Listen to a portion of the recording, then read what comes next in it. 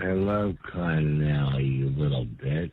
Klein and Alley, it's just okay. Do-do-do. Good morning, everybody. Whoa, sweet David Steak, did you see that? Viva Klein and Alley show. Let's get the show started. The show started. The show started. We are live in Los Angeles. 3, 2, 1. And here we go.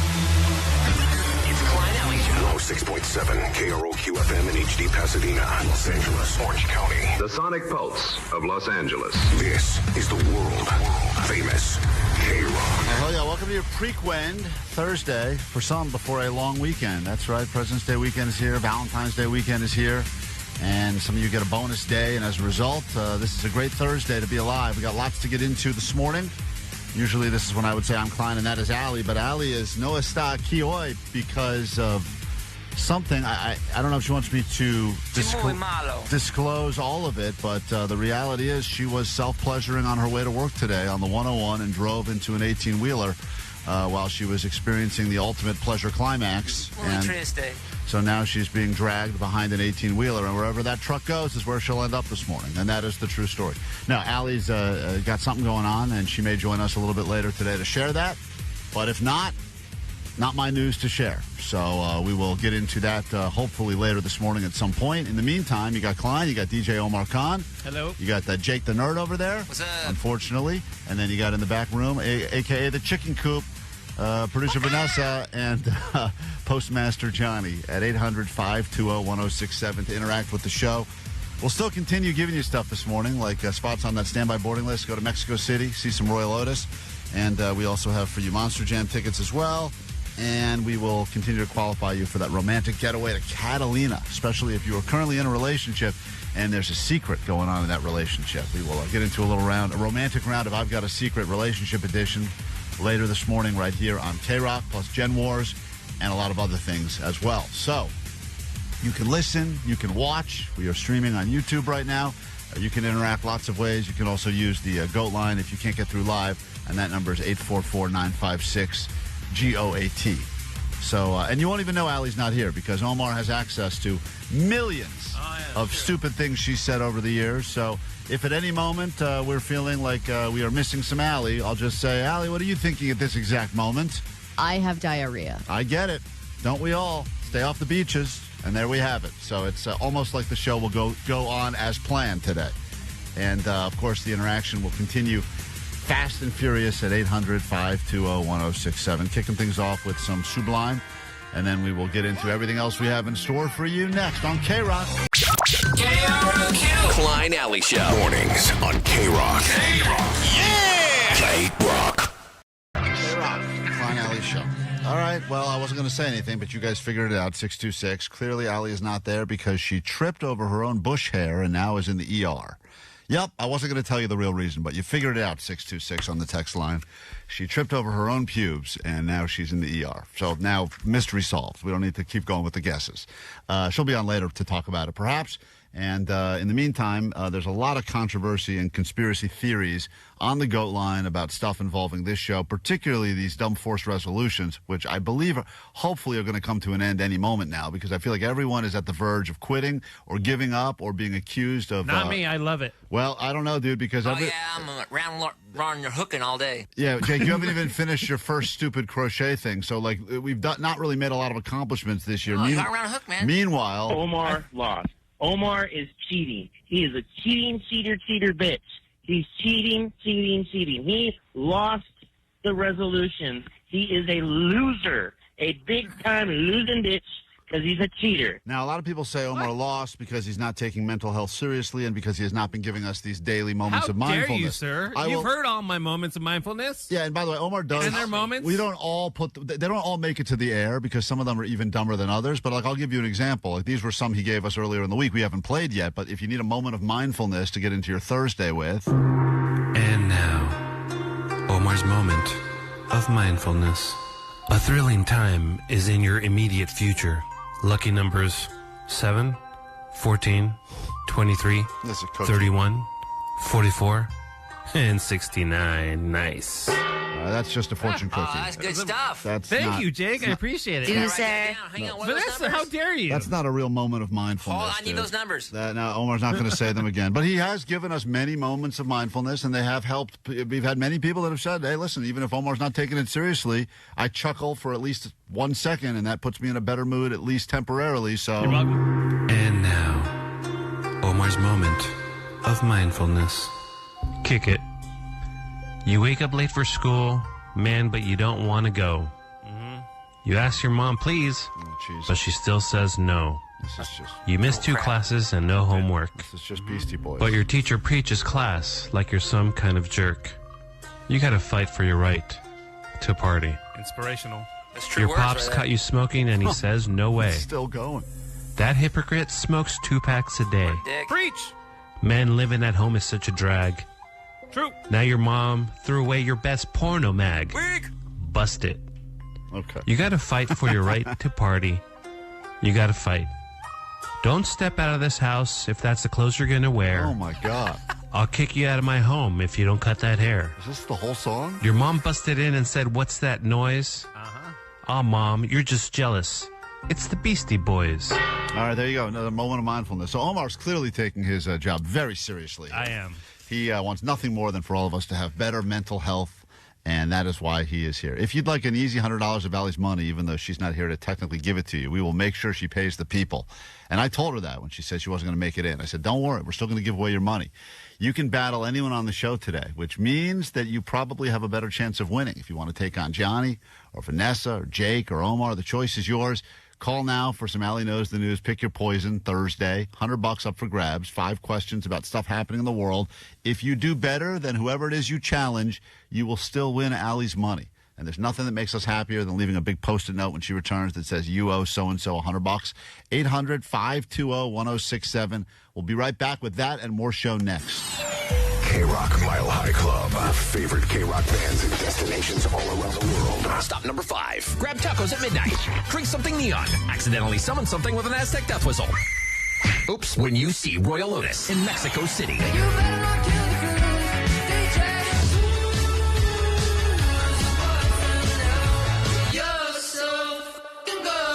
Listen every hour from 9 to 6 to instantly get on the standby boarding list. Courtesy of Interscope Capital.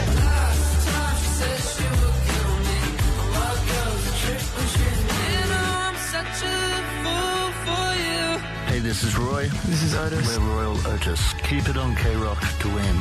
KROQ. From DTLA Law Group Accident and Injury Attorneys. Accident to work injury? Text injury help to 40222 for a free case review.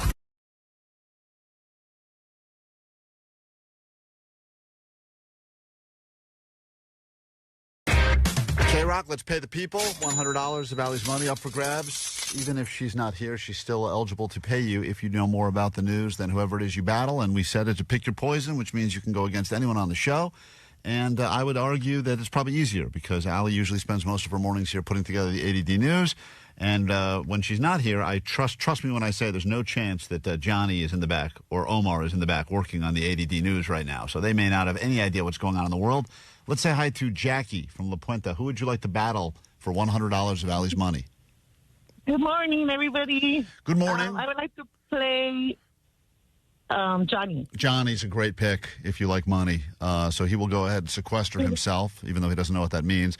Explain to Johnny what sequester means, Vanessa, and then when he's no longer able to hear the show. Vanessa now? Vanessa, say sequester. Vanessa, do you know what? Sequester. What? I know that word. And do you know what that means? Yeah, you always say it.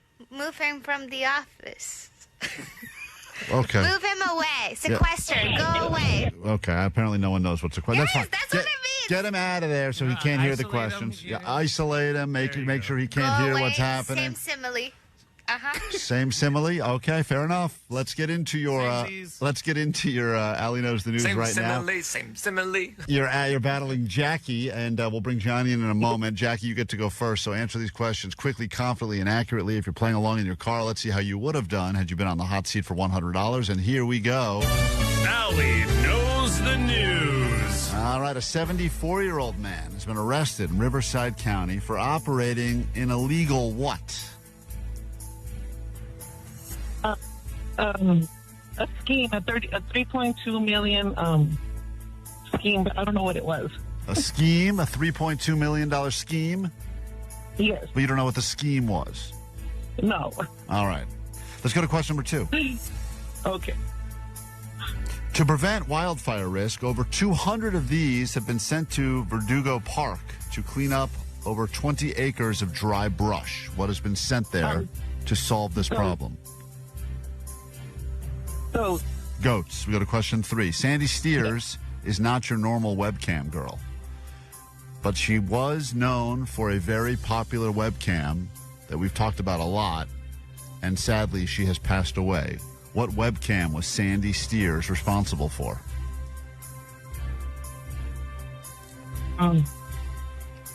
OnlyFans? OnlyFans. Go to question number 4.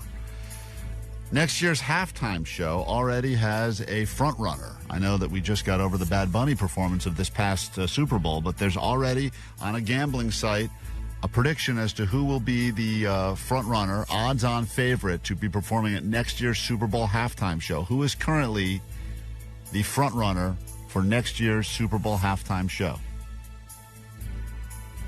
I'm going to go with Green Day. Green Day. And finally, question number 5. Couples can now get married at this iconic Disneyland attraction, but it will cost anywhere between $25,000 and $40,000. The Haunted Mansion? Haunted Mansion. All right, let's bring Johnny in. We'll score it together. Jackie, challenging, but I think you got a few right, and hopefully we can give you $100 of Allie's money. Johnny is entering the KROQ studios now. Don't believe me? You can watch us as we are streaming live on YouTube right now. And usually you don't get Johnny in here until Johnny doesn't know. But here he is, earlier than normal today, trying to protect Allie's money. Let's see how he does. It's never easy for Johnny. His brain hurts all hours of the day, especially in the morning. Johnny, a 74-year-old man, has been arrested in Riverside County for operating an illegal what? Oh, old guy? It's got to be like prostitution, I think. Prostitution. An illegal prostitution ring? He's got the huzz all around him, so he's like profiting off of them. All right. So, yeah. You say prostitution. She guessed some sort of a $3.2 million scheme. I think you guys were both thinking too big. This guy was running a illegal marijuana grow out of his house. Oh, that's it? It's a scheme? It's a scheme, but once again, not specific enough to give any points. And I don't even know if that was the $3.2 million one or not. We go to question number 2. Sandy Steers is not your normal webcam girl. She sadly passed away, but she was known for creating a webcam that we've all discussed many, many times. What webcam was she known for creating, and why are we talking about her death today? Did she do bathroom cameras? Did she do bathroom cams? She was the creator of the first ever toilet cam or something? Is that what you think? Is that what you're getting at? No, I'm just asking a question. I don't know. I don't know webcam girls like that. All right. Unfortunately, Jackie guessed that she was the creator of OnlyFans. Decent guess. You guessed that she was the creator of the bathroom cam, which I don't know why that we would be paying tribute to her. Omar's probably devastated right now because Sandy Steers was the creator of the Jackie Shadow Big Bear Eagle Cam. Wow, okay. I almost guessed Chatterbait. Yeah. I was like, whoa. No. No, it's still wrong. Also Yeah, sorry, wrong, never Johnny. mind. This Sorry. was the creator of the Eagle Cam, the one that we've been staring at I and almost got watching. something else wrong. And that is not right. I think Sadly. after the Ravens took those eggs, man, she couldn't take it anymore. That's it. I mean, game over for her. Yeah. People. She should have realized she still had 6,000 people watching an empty nest. It's incredible what she was able to create. We go to question 3. And it is still tied up 0-0. Question 3. To prevent wildfire risk, over 200 of these have been set and sent to Verdugo Park to clear up over 20 acres of dry brush. They sent out the coyotes to go and clear because the coyotes run around and they nestle through all that area, so they'll get rid of all the dry brush. Nestling is going to get rid of the dry brush? With coyotes. With coyotes. The coyotes will do it all. So stupid. The correct answer was said by Jackie, and it is goats. As you know. I was close. No, you were not. I should have said goats. You should have said goats. They don't You're have right. those in California, though. Man, you are dumb, Johnny. The fact that this is even close is remarkable, Jackie. No offense. But here we go. Johnny's down 1 now. 2 questions left. Jackie, you're on your way to $100 of Allie's money, and I don't think Allie will be shocked when she finds out that Johnny lost her money for her. Here we go. Question number 4. Next year's Super Bowl halftime show already has an odds-on front runner to be performing based on a gambling website. A lot of different artists have been listed there, but this one is currently in the lead, 3-1 odds. Which performer do they believe will be performing at next year's Super Bowl halftime show based on current odds? I definitely heard this one. It's Miley Cyrus. Okay. She guessed Green Day. No. But the correct answer is in third place with one. There's. I'll give you the top three. Taylor Swift is still near the top. Second place, Cardi B. But the number one odds-on favorite to perform next year at 3-1 odds is Miley Cyrus. I don't know how or why that is the way it is, but that is currently exactly correct, Johnny. So now we go to this final question, all tied up. Very exciting. She'd kill it, too. Couples can now get married at this Disneyland iconic attraction, but it will cost them anywhere from $25,000 to $40,000. Oh, that's got to be the Haunted Mansion. People always like that shit. All right. Jackie said Haunted Mansion. Johnny said Haunted Mansion. And now, for the first time ever, you can start getting married at the Haunted Mansion. That is correct. Well, Jackie, you started strong, and it ended as a tie. Ties go to the house at KROQ. I don't know how Johnny was able to do that. What must you shamefully admit over the airwaves of KROQ? Go ahead, Jackie. Jackie from La Puente, and Johnny knows the news. So disappointing, I know. Hold on. Let's try to give her something anyway. I appreciate the effort. The very least we can do is send her something from KROQ. KROQ. Klein Alley Show. Mornings on KROQ. KROQ. Yeah! KROQ.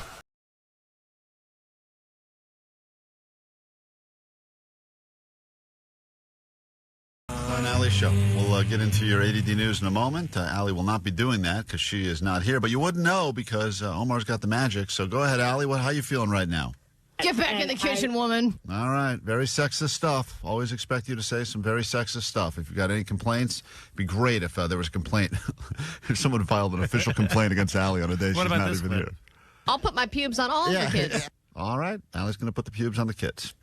Let's get into your news now. Jake will deliver the ADD news, and then we'll get into a brand new hour of the show, get you on a standby boarding list so you can go to Mexico City and see Royel Otis, and lots more happening this morning right here on KROQ.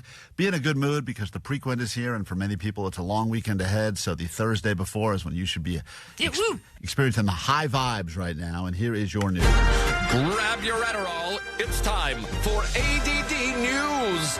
I guess it shouldn't come as a surprise, but millions of men are getting their medical advice from Instagram and TikTok influencers, which is bad because it's not real medical advice. It's just a bunch of so-called hormone specialists, longevity experts, or performance coaches trying to seduce testosterone. And in an actual scientific study, they found that not a single post cited any scientific evidence. It was just a bunch of bone-longer, click-here garbage. Currently, testosterone sales in the U.S. now exceeds $400 million annually.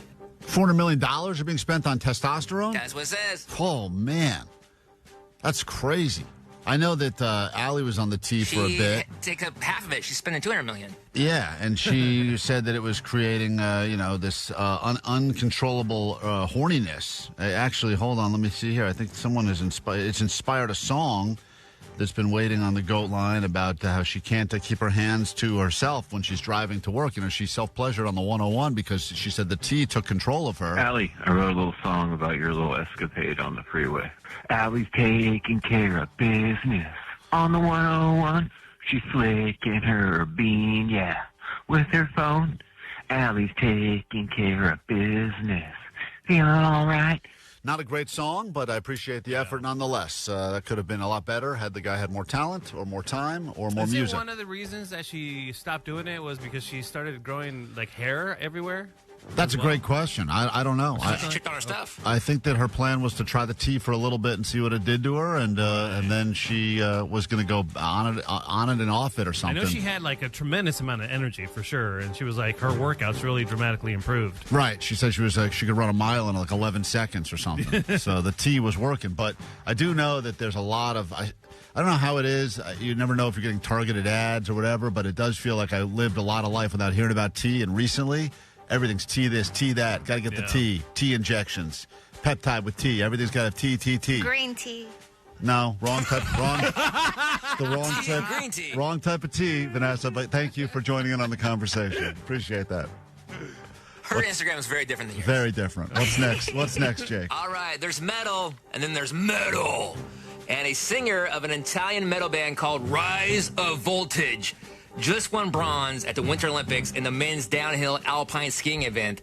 They're no Slomosa, but here's what they sound like. So this is interesting because this guy, you always hear about these Olympians. You go, this can't be a full-time job. I mean, they train and they work, and for most of them, they cannot actually make a real salary doing it unless they, are big enough to get onto a Wheaties box or whatever. And so those are 1 million. Right. Yeah. It doesn't happen often. I mean, for the Michael Phelpses of the world that you've heard of, there's obviously a bunch of. This is the coolest unemployed guy you ever met. So this guy is making no money in the Olympics and no money with this band.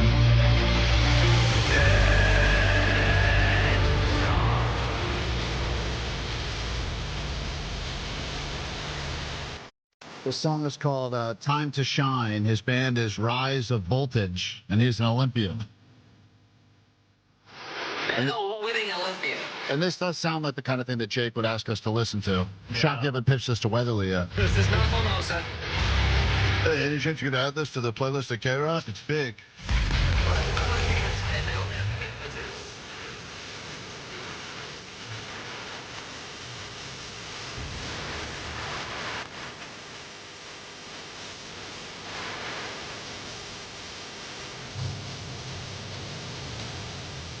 What's his sport in the Olympics? Men's downhill alpine skiing. Definitely got the downhill part right.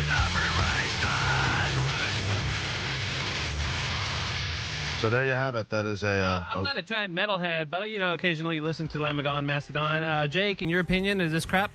It's fine for what it is. It's not my thing. Okay. So finally, we found something that's not Jake's thing. Oh, wait. Vanessa, what was that? I was going to say, yeah. Is this the Latin dance party you were hoping for, Vanessa? All right, well, that is a bronze medalist at the Olympics who's also in a metal band. Congratulations. You done real good. And finally, if you haven't noticed, tomorrow is Friday the 13th. Ooh, spooky. And to celebrate, theaters are showing the classic horror flick all over Los Angeles. But if you miss it, you'll have another chance next month, which is pretty crazy because there's another Friday the 13th in March. And I can't remember the last time we had 2 Friday the 13th in a row. What does it all mean? So they're bringing it back to theaters again? They are, again. This is why, if you think to yourself, it's been a while since there's been like a movie I had to go out and see in theaters. Now they're just realizing that they'll go ahead and get you with nostalgia. Because I've seen Friday the 13th a million times. I don't think I ever saw it in theaters. Or sometimes they'll do like the 35 millimeter, which is a big deal for some people. Right. I don't know who those nerds are, but sure. Well, anyway, we get into a brand new hour of the show right now, and it could be the greatest hour of your life. Here we go. Klein Alley Show. 106.7 KROQ FM in HD Pasadena, Los Angeles, Orange County. The sonic pulse of Los Angeles. This is the world famous KROQ. All right, good morning. Welcome to your KROQ on a Thursday. The Prequent is here. Lots to get to this hour, including a chance for you to get a romantic getaway to Catalina Island. We'll be hearing your stories about relationships that you're either in or were in, and those moments that were either on that fine line of creepy or romantic. Whenever you hear people at a wedding give a speech, they'll say something like, they fell in love, or he liked her at work and he followed her home and then he wouldn't take no for an answer. And you go, it's a good thing they ended up married, because if not, that sounds pretty creepy. And I think that in a lot of relationships, things can go romantic, creepy. There's a fine line there. So we'll hear from you and qualify another person to win that trip, which will be given away tomorrow on KROQ. And if travel is in your future, you want it to be, you're less than an hour away from getting you on the standby boarding list to go to Mexico City for Royel Otis. Give you a chance to hop on that list 9 a.m. sharp this morning right here on KROQ. Phone's open, 800-520-1067 to call and interact with the show. My name is Klein. Allie not here right now. That is DJ Omar Khan. You got Jake the Nerd, and in the back room taking the calls, producer Vanessa and Postmaster Johnny at 800-520-1067. Hi, good morning. Yeah, hey, I was listening to your guys' I don't know, I guess I got in my new Rivian and there's a radio station that just started playing. I didn't even know that was a thing anymore, but your little show was on and I heard you saying some really horrible things about people on testosterone, and I just wanted to correct you. Oh my God. Is this the influencer? I mean, I don't feel like I need to answer that. I feel like I'm being interrogated against as usual. But you guys are super misinformed about tea. Well, how so? I mean, it's obvious, but I guess I'll get into it with you. I just feel like everyone loves to hate on TikTok experts, and they just say, like, you know, just because we have no degree and no training and no experience, like, suddenly that means we don't know what we're talking about. Well, you don't. Well, doesn't seem to stop you guys from posting these, like, barely shareable videos. So let me get this straight. Are you calling to defend the tea? Are you on the tea? Look, I have tried every trend out there. I've done bee pollen, sleep mocktails, creatine cleanses. I mean, I did the beef tallow baths, the mouth tape, and all of them are BS. And testosterone has totally changed my life. And you think that it's going to change your voice and make you like, oh, look like a bro and sound like one, and that is so far from the truth. Well, that's science. It's not far from the truth. It's like proven studies that have been done. Look, I don't know who this old man is, but I have been on tea for over a year. Yeah, we hear it now. There's literally no difference in my voice. Sounds to us like it's getting weirdly deeper as this conversation's going on. If you actually tried it, maybe you would be able to bench press 340 pounds like me. I can run a mile 340? Jesus Christ. I can run a mile even faster if I shave my chest hair beforehand. Oh, my God. Whoa. Sounds like you're going through a lot of changes. Hang on, it's time for another shot. Oh, no. Oh, yeah, that's good. Whoa. Oh, God. How often are you taking it? Ah! Oh, jeez. Another one. Oh, man. Hey, how's your sex life? Because Allie, who's not here today, she was taking the tea for a bit, and her sex drive went through the roof. You kidding me? I like a racehorse. Oh, my God. Jesus Christ. Man. All right. Our bad influencer is calling in to let us know that everything we thought we knew about tea is wrong, and everything that he says is right.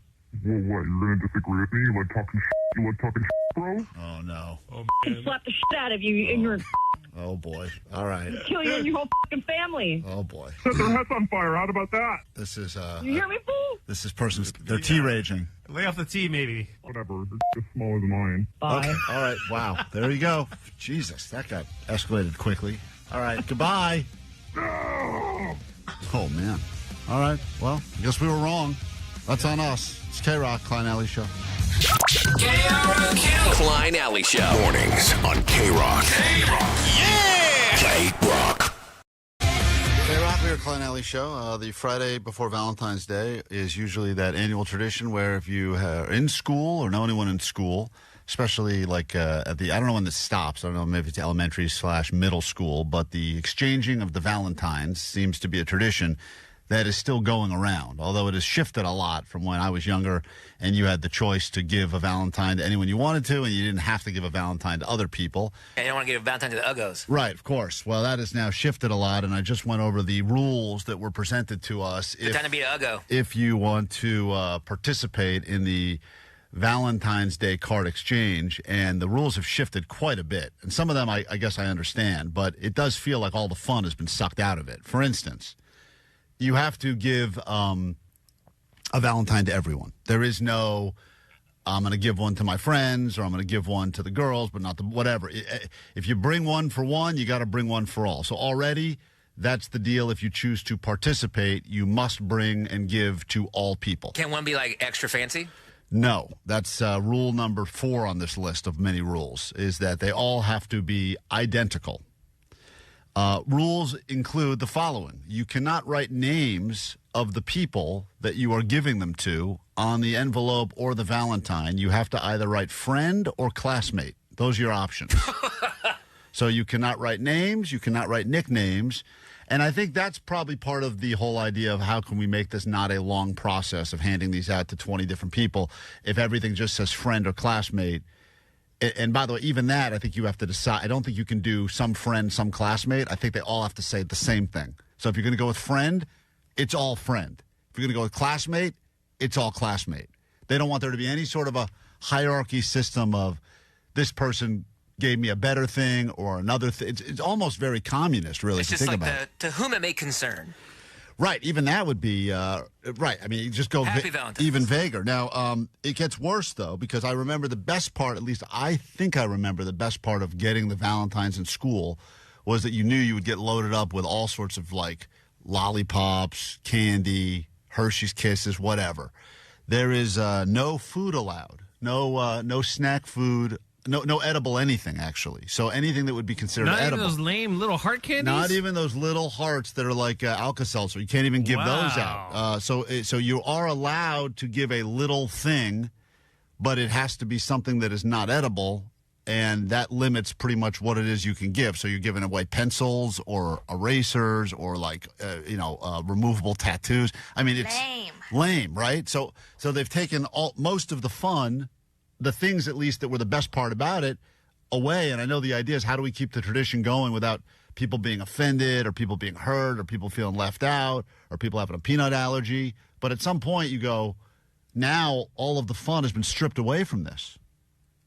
And I don't know how it is, Omar, how it was at your kid's school, or if at my kids' school, they're in middle school now, and it was just happening in elementary school. They were allowed to give, you had to include everybody. That was without a question. No names on the cards, but you were allowed to give the ones, I think the ones that we gave had like maybe some sort of Jolly Rancher or like Skittle candy in it. But right. Yeah, that was no big deal. It was fun. Right. So you at least got some of the fun of it. I mean, because that's really, I don't think anyone's reading the little, like, I choose you. I don't think anyone's reading the stupid message anyway. They're doing the same thing that we do as adults. You get a piece of mail, you open it up, shake it for a gift card or a check, or you throw it right in the trash. They're doing the same thing, but they're looking for something they can eat. Right. So now what's going to happen is you have a bunch of kids eating erasers because they can't eat the candy. So this is one of those traditions where, sadly, like a lot of ones, you go, maybe it's time to just peace out with that, because if the best part, what's the point? For sure. What's the point? You're not leaving with a mountain of candy and realizing that, oh, this person in class you had a crush on actually likes you back and gave you a Valentine. They're just writing "Dear Classmate" and giving you the same card they gave everyone else. Right. Then what's the point? Not special. Right. Yeah. So I decided to break all of the rules. What? And What are you gonna do? We have. I said, you guys want to win Valentine's Day? We got to put some candy in the envelopes. Well, that's not all the rules. But they're going to get in That's one rule. Well, and there's different, and they're giving different ones to different people. But what about if they get in? They're going to get in trouble. It's possible. That's the risk you run. You got to. Your wife's okay with this? No, she's not happy about this. No, but the envelopes were already sealed, and once the envelopes are sealed, there's no going back. For sure. So do they have a crush? Do they make like an extra special one for the crush? For like better friends and stuff. Got good stuff. I mean, some of the envelopes. Better friends. Wink, wink, nudge, nudge. Friends with benefits, right? Some of the envelopes are thicker than others. Let's just put it that way. So, wow. but like once again, thicker, girthy. Shut up, you. That's how dare you, Jake?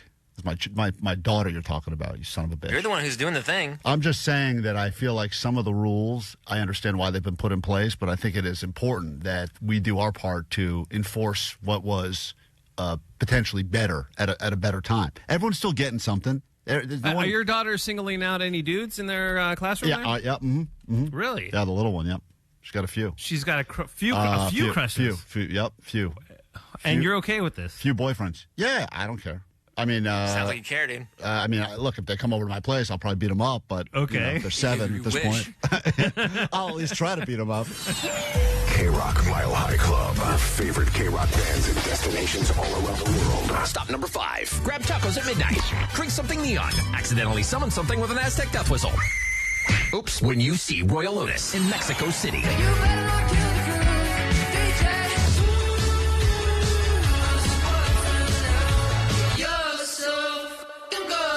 Listen every hour from 9 to 6 to instantly get on the standby boarding list. Courtesy of Interscope Capital.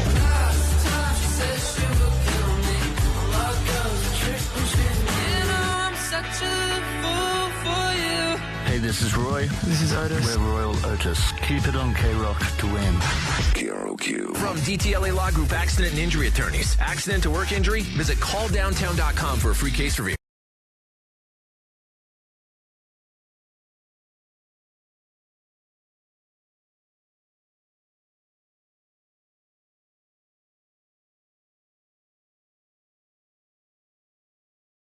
It is the most romantic week of the year, at least if you buy into the whole Valentine's Day thing.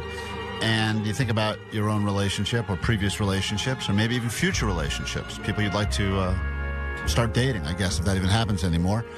And you think at the very beginning, you do certain things, and maybe those things get categorized as, wow, that is super romantic. But also, under a slightly different context, they could also be seen as incredibly creepy. Yeah, from Uggos. And or when you meet them when they're 12 years old and you're all like, oh, yeah, I'm going to marry that lady one day. I technically did meet my wife when she was 12. I was also 17 or 16 at the time as well, and I didn't know I met her when she was 12 because I was at her sister's house, and then I didn't meet her again until we were in L.A., and she was 22 and I was 26 or whatever. So you're into her sister, you kiss her mom, you did the whole family. In certain Klein wins. I win this whole game, and now I'm going to Catalina Island. Goodbye, bitches. I'm out of here. But you do hear people, especially if you go to weddings, and they talk about stories, and usually it's like a best man will go up and talk about how they first started dating, and they'll say like, oh, it was really weird because he was following her on Facebook or following her on Instagram for a while without her even knowing for months and months and months, and then you go like, that's really creepy. But then they ended up married, so it's all cool. So the question we have for you is you tell us what happened, and we will decide, is it creepy or romantic? And one of you we will pick to send to Catalina Island. We've got one final qualifying spot today, tomorrow. Then we give that trip away. You'll get an overnight stay, dinner, champagne, chocolates, take care of your transportation. It'll be a Valentine's Day you'll never forget. So here we go, a chance for you to share with us your actual stories, and we will decide if it's creepy and or romantic. We start with Sabrina on KROQ. What was the thing that was done, and we will help determine what it is. Okay, so I used to work in ballet a million years ago. I was a greeter, and behind me was this bar back guy. And so he would just stare at me all day, had a crush, and we went on one date. And anyways, so he left me a bear one day in the parking lot on my car, but I didn't know it was him. And there was literally no other cars, or so I thought. Then all of a sudden, this car flashes their lights at me. And I was like, oh, my gosh, I start freaking out. And it was just completely dark. It was super late because, ballet, I worked like late night. And then he comes towards me with these bright lights. I didn't see anybody. And I start freaking out. I get in my car. I did grab the bear because it was cute. But then I drive away. He follows me. He follows me. And then I thought I lost him. And he found me again. And then he's like, I'm following you. He texted me. I was like, what the heck? And then I thought maybe the bear had a tracker in there, so I wanted to throw it out the window. Oh, man. That is, see, this is one of those things where I could see where in his head he thought this is going to be a romantic move. This is really going to show her how I feel. She'll come out. She'll come out. There'll be a bear on her car all of a sudden. Like it's the thing. If you saw it in a romantic comedy and they had the right music behind it, you would say like, that's so romantic. But in the reality of the situation is you were terrified because everything about that sounds very scary. Yeah. Guys are dumb. Yeah, we are dumb, and I think that he had good intention. So how did the night, out of curiosity, so then he texts you, I'm following you, which is a weird text to get, and were you relieved to find out it was him, or no? Did it make it even worse? No, I figured out it was him. I was like, he's like, yeah, what happened? I'm like, I don't know, dude. Like, I have PTSD, kind of, so it kind of triggered it. And, yeah, and then I was in P2. That was the name of the lot. And there wound up being a movie called P2, so it really triggered me more. Yeah, I remember P2, that scary movie in the parking garage. All right, well, there you have it. I would say that probably would borderline more creepy than romantic. I think that we can go ahead and vote that one goes creepy. Yeah, for sure. Fine line there between creepy and romantic. Let's say hi to Sandra on KROQ. Go ahead. Hi. Hi, good morning. What is your story? So my story is I used to have my ex who used to park across my job. He would wait on his car for the whole entire 8-hour shift. So the walls for my job, they're see-through because they're glass. And I wouldn't know that he was spying on me until I kind of pick up the cues because he would if my coworker would make a joke, he would send me a message and would say, oh, what's so funny? I want to know the joke. So, oh, man. Damn, man. It's like, do you have cameras somewhere? Are you following me? Until I started paying attention that across the street, there's a hamburger joint parking lot right across of my job. And I'm like, oh, my God, there's this man. So I tried to romanticize it as much as I could. But it was kind of creepy because I'm like, why is he following me and stalking me? Like, he has nothing better to do. Yeah, that definitely, I would argue, is also creepy. And I understand the idea of, quote, wanting to protect or whatever, but that... was he jealous, or was it just he was obsessed? Sounds, let me see, hold on, what line was she on? Line 4. Jealous or obsessed, Sandra? I don't know.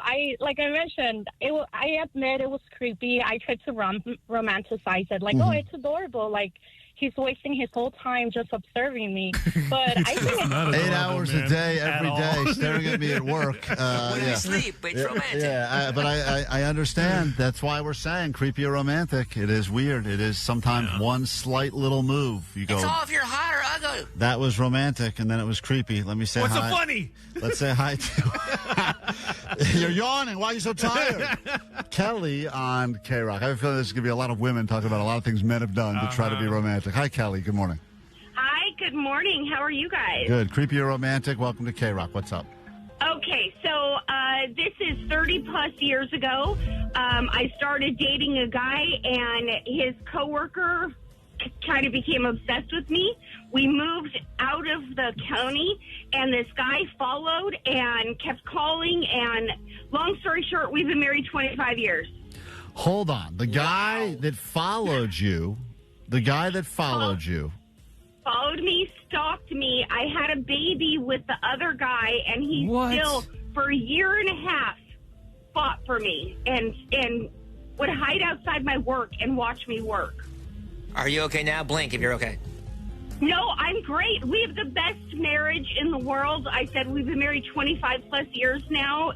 It was meant to be. See, this is one of those crazy stories, and I feel like it gives guys sometimes false hope, where you hear the story of something a guy did, which clearly sounds creepy, followed, stalked. It's not. It doesn't sound creepy. It is creepy. But that's disturbing. But man. eventually, he wore her down. He wore her down, and now she claims she's in an amazing marriage right now. That she's got like Stockholm syndrome. Yeah. Kelly, you swear you're not being told to say this? Cough if you need us. I swear to God, I was actually in an abusive relationship prior to this. So, no, this is amazing. It went to show that he was very persistent. Yeah, well, listen, women do like persistence right there. I mean, once again, creepy or romantic. It's a fine line. Let's hear what a guy has to say. Hi, Bobby on KROQ. Good morning. Good morning, guys. So when I was dating my now wife, we were like hanging out, and then I told her, "You're so damn cute. I want to cut you up, put you in tacos, and eat you." And she thought it was like the cutest thing ever. Hold on. You said to your girlfriend, "You're so cute. I want to cut you up, put you in tacos, and eat you." Pull that clip. Yeah. And she said, "That is the most romantic thing ever."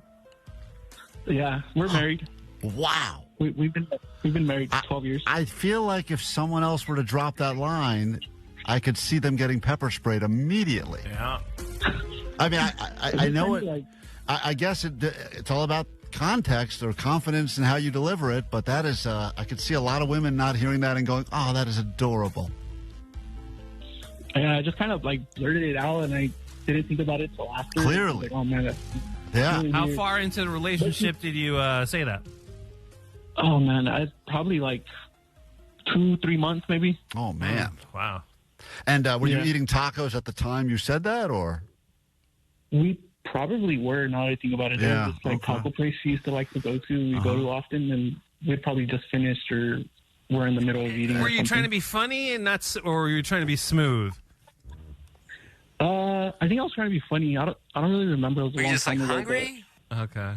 No, we were just like laughing about it like after, because it just like came out like randomly. Yeah, that is one of those things you didn't really rehearse in your head first. Maybe it came out sounding differently than you thought. I want to tell her I like her. What should I say? I'm going to cut you up and put you in this taco and eat you. Did you say it in a low voice? Hey, I'm gonna put you Let me say hi to Eve. Yes, Eve. We're talking about creepy or romantic. People attempting to make romantic gestures, but you must be careful because as we're learning, fine line where they venture into the world of creepy. What's up? Okay, so I just started dating my boyfriend. I've never been to the mountains before or to the snow because, Californians, and I've never been to the snow. So he went to the snow with his friends. I knew he was going. He comes, He leaves an igloo in the front of my door. He texts me. He says, "Hey, I left you a surprise." I go to my door. There's an igloo. I open the igloo, and there's a snowman he made out of snow that he brought all the way from the mountains. But the head fell off, so it's a headless snowman. So it's cute, but yeah. All right, that's an interesting one because I feel like that is a very romantic gesture. You've never seen snow. He brought you snow back. He said, "Oh, it'll be adorable. She'll open up the igloo. There's going to be a snowman in there." But then it's a headless snowman, which instantly kind of makes it a little creepy. But I would say that is. I would put that in the category of romantic gesture. At least the attempt was romantic gesture. He didn't have a picture of the headless snowman and say, "Could be you." That would have been creepy, right? Or if the snow was yellow or something like that. But in this particular case, I find that to be romantic, passable for romantic. Yeah, because he made effort. Because he made effort. Anthony on KROQ, creepy or romantic, what's up? Hey, so I was a bouncer for a few years, and my now wife, came in to go drinking, and I was checking IDs, and she was underage, and so I ended up having to kick him out. Yes. And then about 6 months later, we met on a dating app. And she was of age at that point, or was the dating app called? Yeah. She was 21 at that point. Oh, got it. Okay. Oh, I got it. Underage for the bar, but above age, and So that's a funny story because you're a bouncer at a bar, you don't let her in because she's underage, and then you meet on a dating app and start dating. I could understand why that story would be in the realm of creepy, because the whole underage thing. But I guess that one. You still together now? Out of curiosity, Anthony? Yeah, we're married. We're married for 6 years now. Wow. See, I feel like that's the thing that will always turn the creepy into romantic. It just has to do with, did you end up together, I guess, because then all the stuff that was creepy somehow shifts to romantic. All right, well, there's been a lot of stories here. There's a ton more on the phone.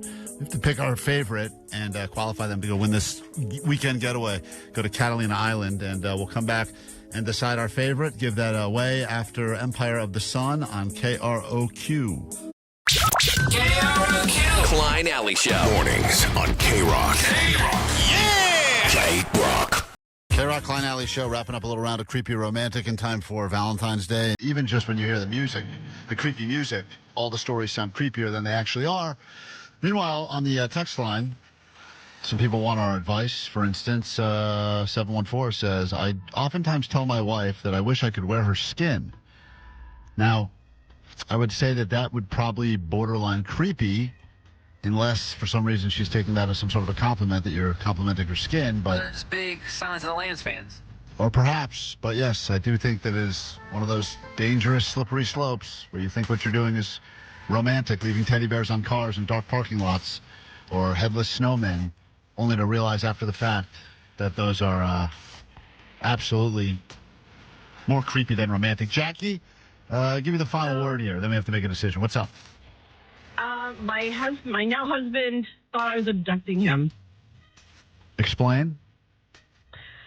Very early date, and I remember there was this pie shop in the desert. We lived in the desert, and I got the distance wrong, and I kept saying, "Well, it's just up here."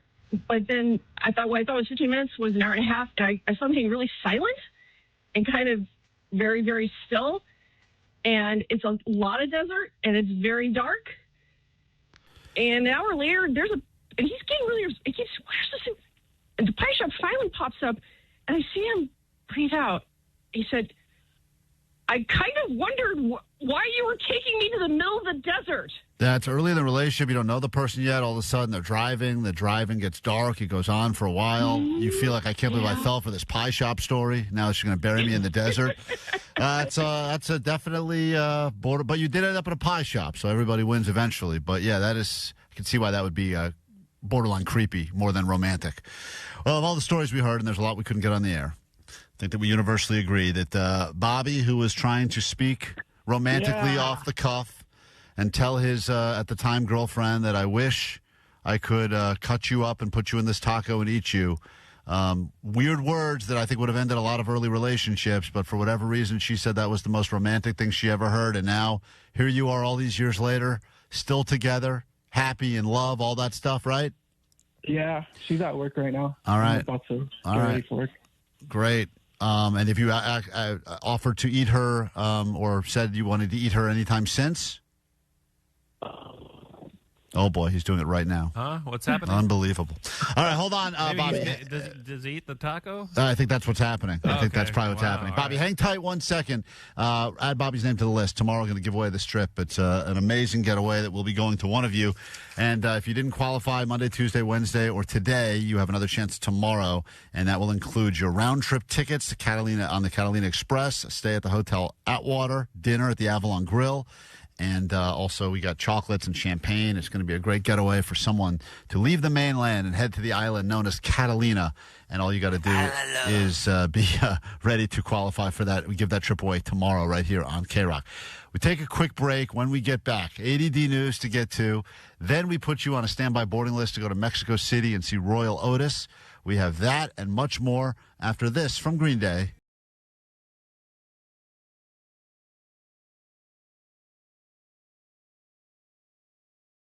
Show. Get you on the standby list to see that band in moments. First, though, let's find out what's going on in the world. Allie not in today, so your ADD news is coming straight from the nerd hole. So here we go.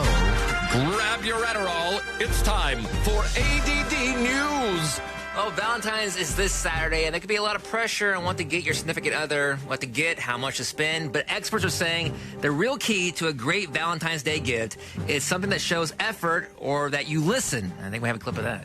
Well, this Valentine's Day, the value of a gift isn't determined by how much you pay for it, but how much you pay attention. Yeah, experts say skip the overpriced designer bag and show you actually listen. The best gifts, ones that fix a problem, lighter bags, better pajamas, or tickets to something she loves, bonus points if it creates a memory, and yes, a handwritten card still does more than diamonds. No way that is true. It's handwritten, though. Way. Let's ask Vanessa. Vanessa, would you rather receive diamonds or a handwritten card?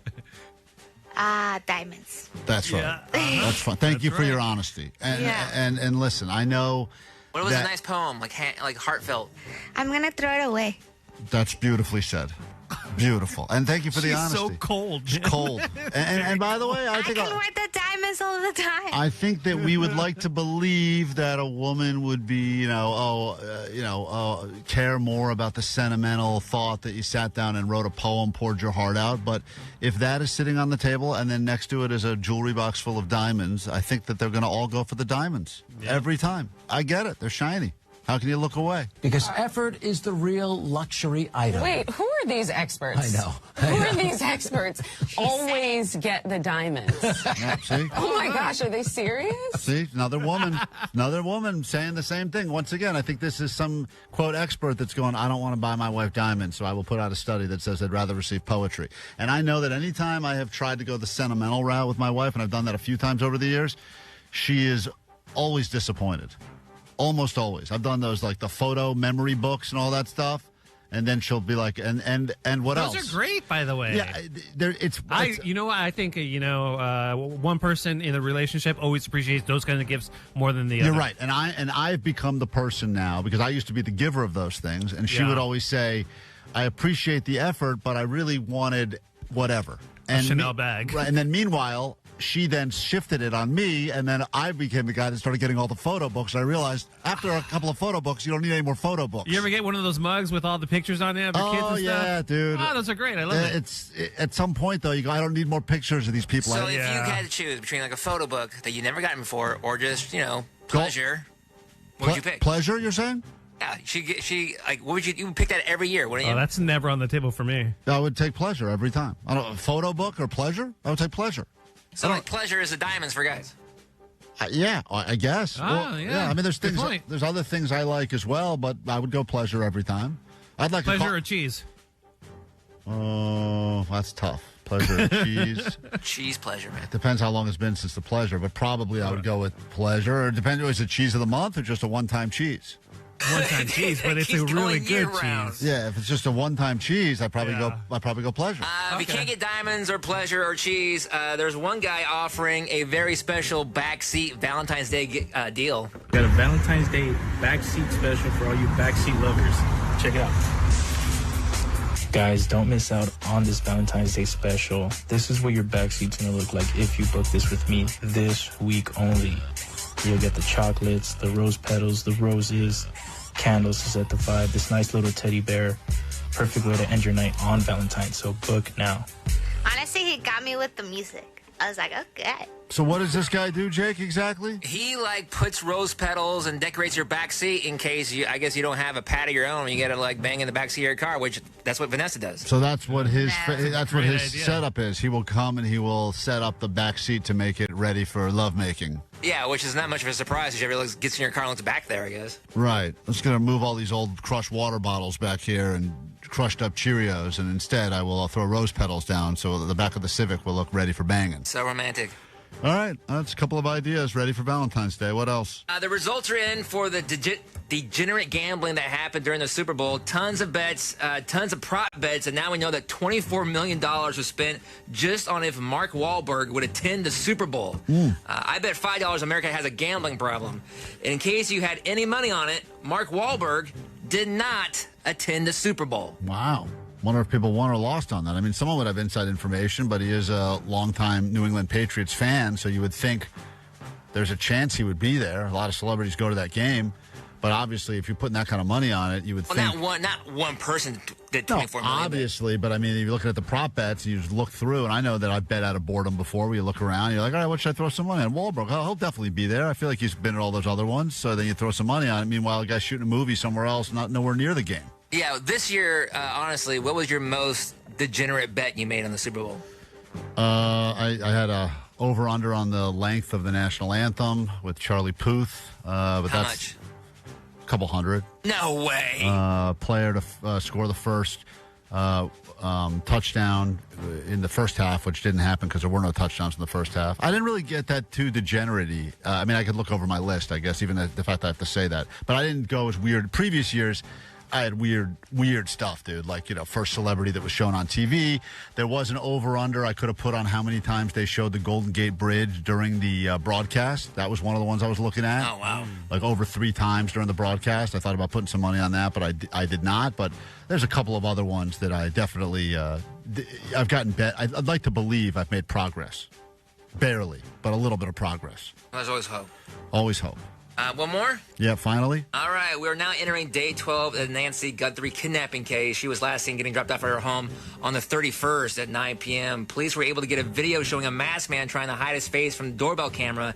And the newest development is that they have found a black glove in the area where she was last seen, which is about 1.5 miles from her Tucson area house. Investigators are still looking and asking for any surveillance footage.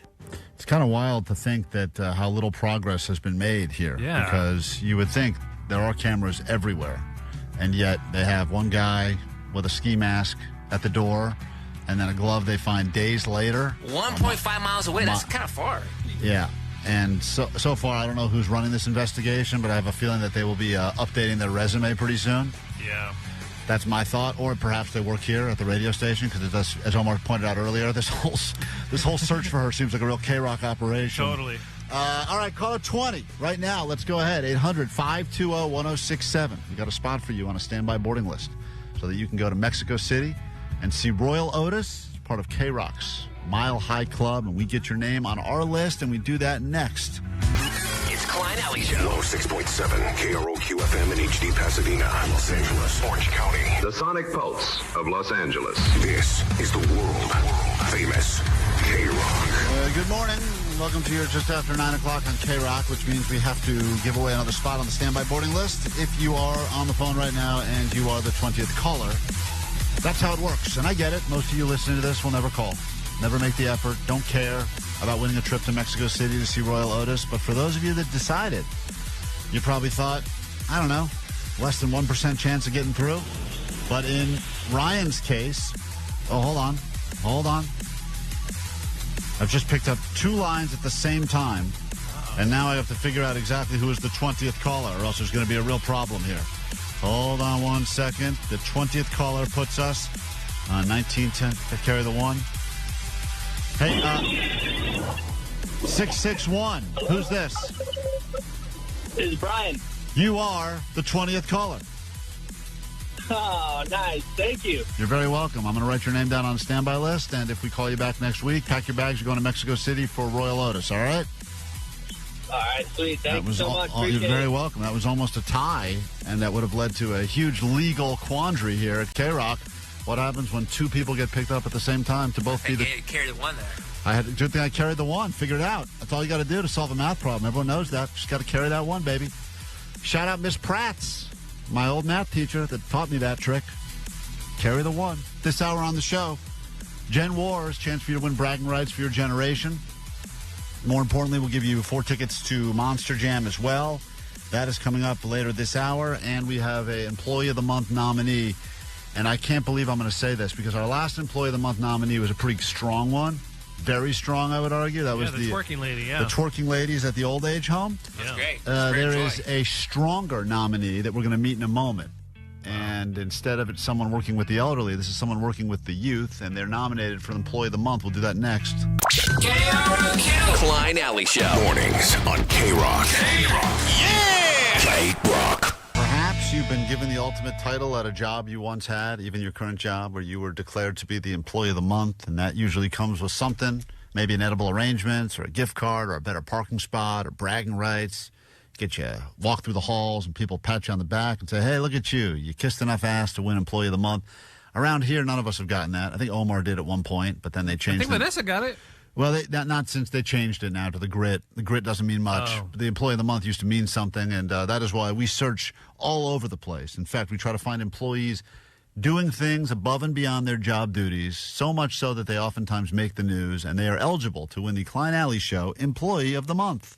Employee of the Month. You are the best. Put everybody to the test, but you beat the rest. Employee of the Month. How do you do it? How do you become the Employee of the Month? Everyone knows, got to go above and beyond what you were hired to do. And here's another nominee for this month's Employee of the Month. This mother says her 17-month-old child was in the care of the learning experience since the summer of 2025. Around the same time, this woman, Yisel Juarez, was hired.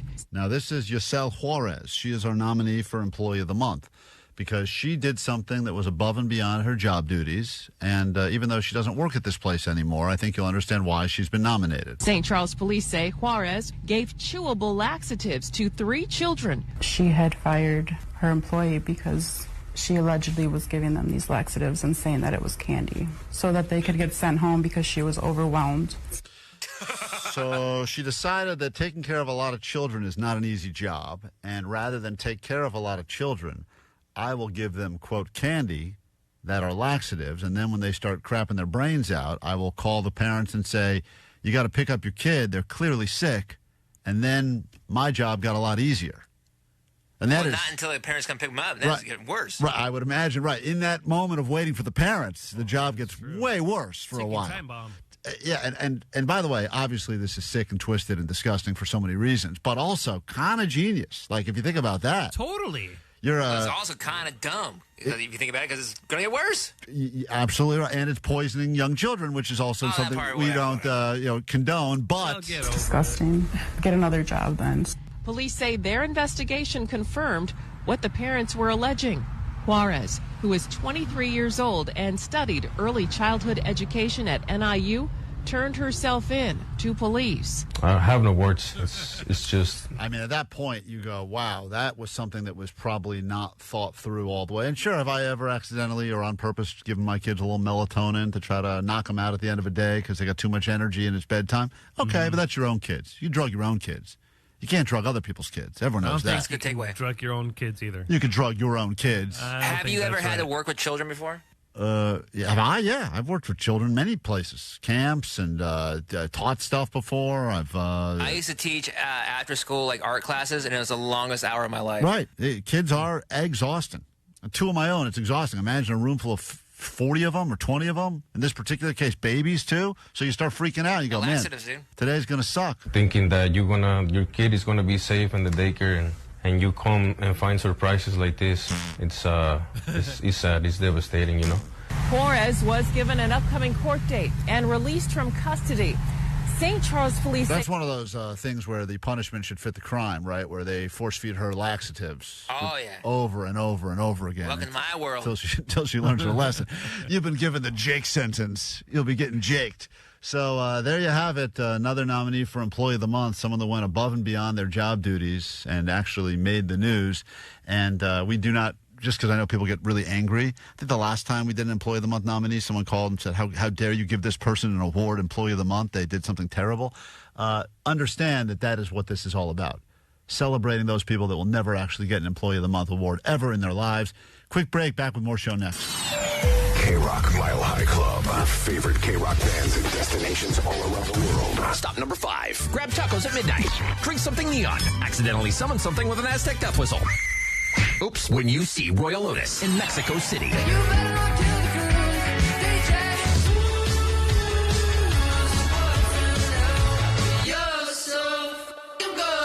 Listen every hour from 9 to 6 to instantly get on the standby boarding list. Courtesy of Interscope Capital.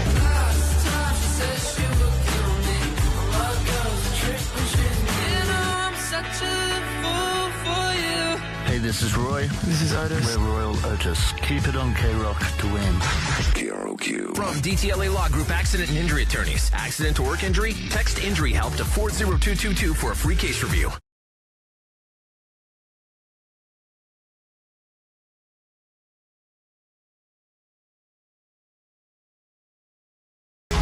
We are Klein Alley Show. In a moment, we give you the opportunity to not only earn bragging rights for your entire generation, but earn yourself tickets to Monster Jam. You get 4 of them, a 4-pack of tickets, Angel Stadium of Anaheim, February 22nd. And I know the bragging rights are cool, and every time we do Generation Wars, people get really angry when the representative from their generation fumbles under the pressure, cannot give us the answers. People will oftentimes say, I'm a millennial. I've been listening. I know the answers to every single one of these questions, but you didn't call or you didn't make it onto the air, so clearly that is your fault, not ours. But in this Generation Wars, we give you the chance to earn the bragging rights if you are a Gen Xer, a millennial, a Gen Z, or a boomer.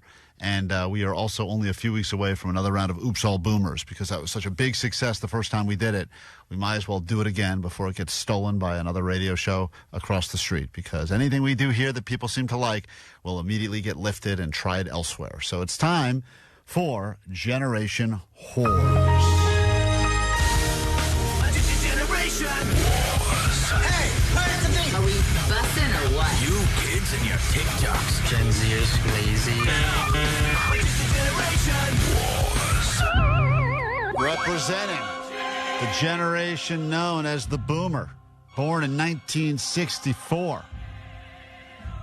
He doesn't even have to date people anymore. That's his hobby. And his name is... I've given up. It's my hobby. Well, please. Did he hang up on us? Nope. Here is Philippe. Hey, Philippe, good morning. Welcome to KROQ. Hi. Hey, Felipe here. Good morning, everybody. Good morning. You are a proud representative of the Boomers. And what does it mean that you don't have to date people anymore? I've got my old lady. You've been with her for a lot of years, so I don't have to deal with these dating apps and nonsense. Yeah, people say it's a jungle out there, so that's something that Boomers are proud of. They locked down someone years ago, and they're just going to go ahead and stick with it. Moving on, as we say hi to our next generation, we move to Gen X. This person is a BMXer and a skater, back when that actually meant something. Yeah, representing all of Gen X, born in 1975. We say good morning to Fernando. Hi, Fernando. Hey, good morning, everyone. Welcome to Generation Wars. You'll be representing everyone who identifies as Gen X. If you know the answers to these questions, you must yell out Gen X, wait for us to call on you, and then answer. And hopefully at the end of this whole thing, you'll have the most points if you are rooting for Fernando and Gen X. But we say hello now to the representative of the millennials, born in 1981. This is Tony. Tony, good morning, and welcome to KROQ, and welcome to Generation Wars. Hi. Good morning, Klein. How you doing? Doing fine. You know how it goes. If you know the answer, yell out millennial. You are, quote, an elder millennial, because, you know, millennial does span quite a few years. And then we make our way all the way to Jessica, representing Gen Z, born in 1999, has never lived a life without holding her phone. Her phone is her everything, and she's holding it right now. Hi, Jessica. Welcome to Generation Wars. Hi, good morning. All right, here we go. I've got questions. They will span all generations. If you know the answer, please yell out your generation. Wait for us to call on you, and then lock in. And Vanessa, you're keeping track of these in the back? Yeah. Okay, Vanessa's on the score. Here we go. Question number 1. In the 2004 movie Mean Girls, on what day of the week does everyone wear pink? Gen Z. Yes, Gen Z. Pink. Boomer. Oh, boy. Boomer. Nice. Millennial. Boomer, yes. Every day. No. Millennial. Yes, millennial. Wednesday. That is the correct answer. You gave us the color, Jessica, but we already gave you the color in the question. That's okay. My bad. That's a very, very Gen Z way of you to answer that. We have 1 point on the board now for millennial, and we move on. Which animal is associated with the Abercrombie & Fitch logo? Boomer. Yes, Boomer. The tiger. No. Millennial. Yes, millennial. A lion. No. Wow. Okay, X. Gen X, go ahead. Alligator? No. All right, moving on. It's a moose. The moose was the official logo of that brand, and we move on now to the next question.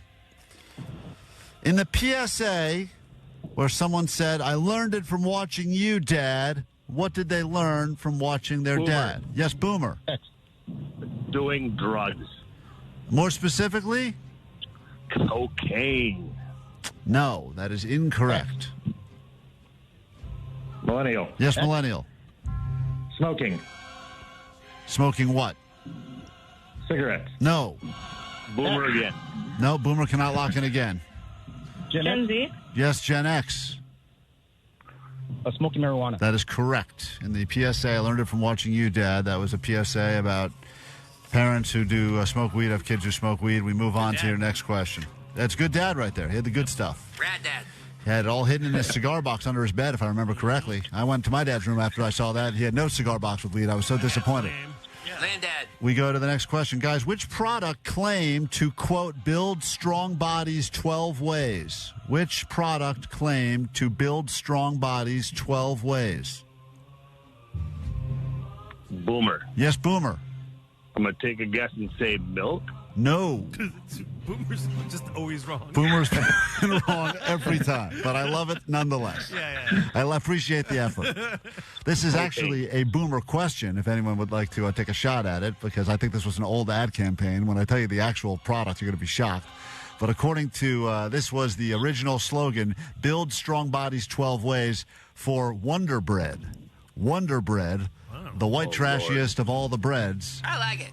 I agree. There's something about it I enjoy as well, but it is definitely the trashiest of the breads. We move on.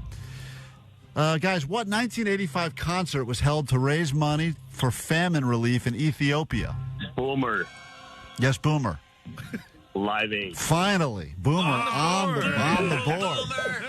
Well, I was waiting for him to say Lollapalooza and be wrong again. Vanessa, where are we at score-wise at this point? Score-wise, Millennial, Gen Z, and Boomer have 1. Gen Z is 0. Okay, that was a confusing way, and here we go.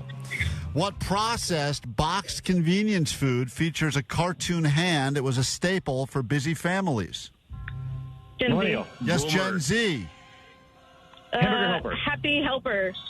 Gen Z says Happy Helper. I cannot accept that, but thank you for trying to play the game.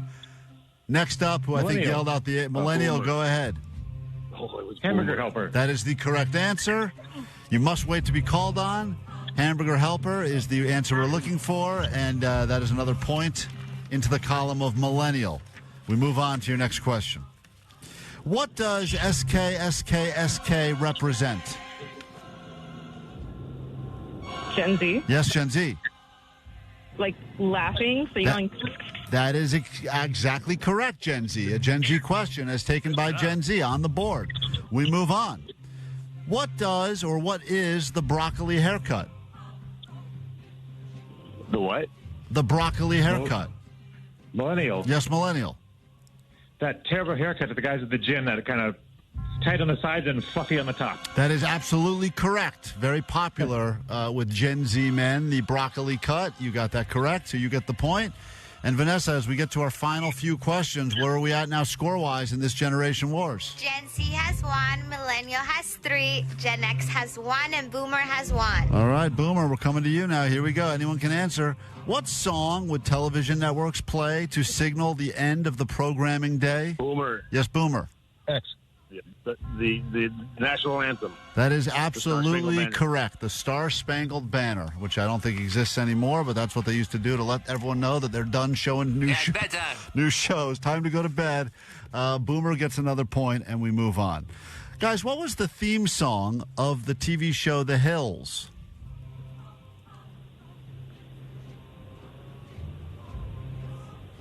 No one takes a shot at this.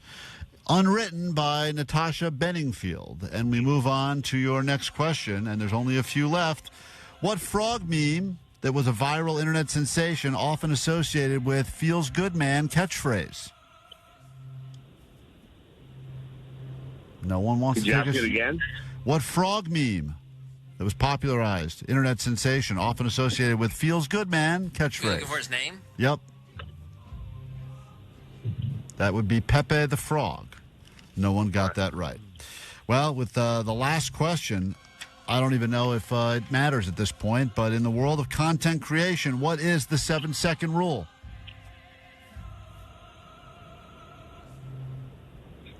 Silence.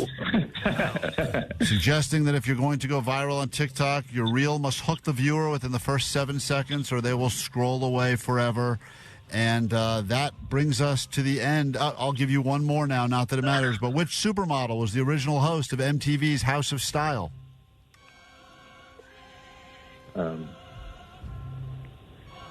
Millennial. Gen Z. Millennial? Tyra Banks? No. Gen Z? Welcome to my crib or something? I don't even know what that is. Boomer. I'm going to guess Tyra Banks. No, we had that guess already. Wrong again. The correct answer was Cindy Crawford. Oh, I knew that one. All right, well, there you have it. This Gen Wars has come to an end, and no one did great, but someone did end up with the most points, and who would that be, Vanessa? That would be Millennial with 3 points. A millennial with a score of 3, which I believe is the new lowest score we've ever had to win a Generation Wars. You have done it from 1981. Tony, you are the winner this week. Congratulations to anyone who identifies as a millennial. And what song do you feel is the most fitting for your generation that I can play on KROQ at this exact moment? I love to hear Face to Face Disconnected, but you'll probably play another Chili Pepper song. But no, oh well. Yeah, Face to Face. All right. Well, this is what I had ready to go regardless. So, as requested, this is Evanescence. It's called Bring Me to Life. Congratulations, millennials. Hold on for your Monster Jam tickets. KROQ. Klein Alley Show. Mornings on KROQ. KROQ. Yeah! KROQ. KROQ Klein Alley Show. In about 15 minutes, get you on the standby boarding list again. So you go to Mexico City, see Royel Otis. Got some A.D.D news to get to. Then another hour of the show will continue. It seems like it's been a rough day for DJ Omar Khan as far as getting complaint calls on the GOAT line. And here's a few more, Omar. Hey, guys. So I'm catching up on the latest episode on the podcast. And not to pick on DJ Omar Khan, but am I the only one that thinks that his laugh sounds like the beginning of a mad scientist villain in a cartoon? I'm just saying, but love you all. Thanks. Bye. Well, that's why there was a lot of discussion when we filled out the Who's the Meanest on the Show list. Some people thought that Omar was the meanest because even though the laugh does sound like it could be... Mean's not evil. He's evil. He could be the most evil. We haven't done that list yet. There's still a lot of people still weighing in on who they believe is the real meanest on the show, though. I listened to today's show about who's the meanest on the show, and the fact that only one person put Omar as the meanest, that's wrong. Omar is the meanest, and I agree with Ali, also the scariest. But I disagree with Ali. Johnny is obviously the least mean of everyone. Anyway, I love the show. Sweet Divots, thanks for being on every day. Bye. Well, we try to be on every day. Even if we can't all be here, we still try to put on a live show. Allie not here, but I think she'll chime in next hour and let us know exactly what she's been up to today. There's a mystery. Dun, dun, dun. Place your bets. We'll get into that and much more after this quick break. More show next. Hold up. KROQ. The Klein Alley Show. KROQ. 106.7 FM. Klein Klein Alley Show. President's Day Prequend can officially begin on KROQ. We are Klein Alley Show, and some surprises in store for you today. Some good, some not so good. And then a message waiting for us on the GOAT line to put us all in a pleasant mood as we start this morning. Hey, I was talking to my therapist the other day, and I have a job where I work 3 a.m. to 11:30 a.m. It's a very stressful, high-anxiety job, and she asked me, what do I do after work to cause my anxiety to go down and to cause the stress to go down? And I let her know that I listen to you guys on the way home and listen to the podcast, and I honestly have to say this is what helps me. So thank you guys for making me laugh after having a crappy day at work, which is every day, and you guys just make me forget about it, and I love all you guys. Each one of you are make me laugh every day. So thank you so much. You're very welcome. This show is officially medicinal now, so you can go ahead and remember that. And you may feel differently when we tell you who will be delivering this A.D.D. news. Grab your Adderall. It's time for A.D.D. News. Molly is not here, so Jake the Nerd will be delivering the A.D.D. news, which is probably not good for anyone's mental health, including Jake's. No, it's very much not. So here we go. What's going on in the world? We learned late yesterday morning that James Van Der Beek, the star of Dawson's Creek, died at the age of 48 from colorectal cancer, which is cancer that develops in the colon or rectum. This is sad, but no surprise since he revealed his diagnosis back in November of 2024. He was only 15 when Dawson's Creek began in 1998. His co-star, Katie Holmes, shared a heartwarming handwritten note on IG saying, Rectum and anus. Well, that was the note? Jesus. That's what it said. It was very poetic. heartwarming. Very poetic. It's a haiku, I believe. Yeah, and it's got millions of views and likes.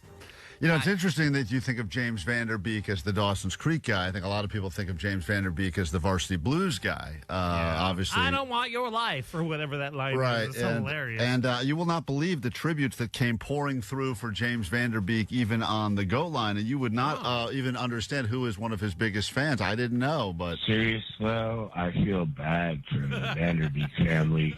He really had like 6 cute kids, or 5 of them. I don't know. It seemed like a lot.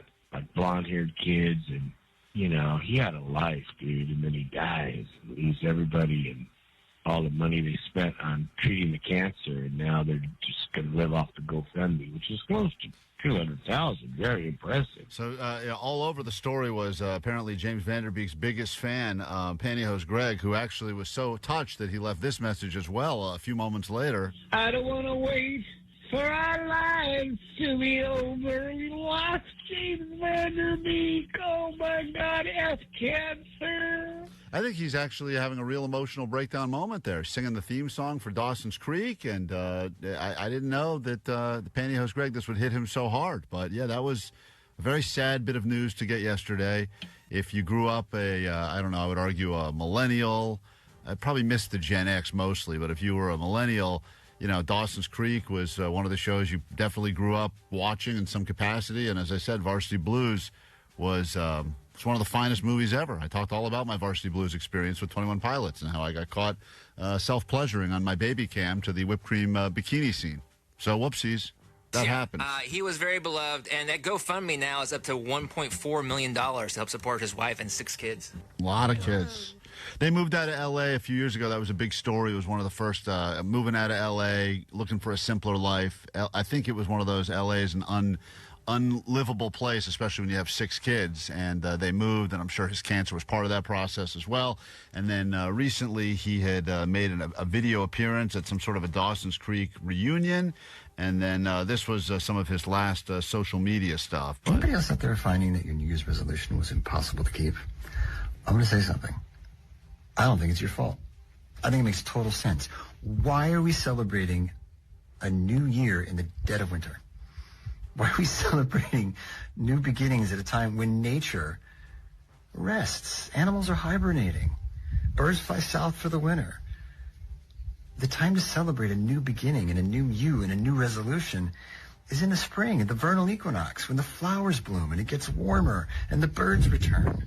This was his final social media post, James Van Der Beek. How's that working out for you, James? How dare you, Omar? How dare you? How dare you? So once again, the tribute's continuing to pour through, but we'll give you this one again. I don't want to wait for our lives to be over. We lost James Van Der Beek. Oh, my God, F cancer.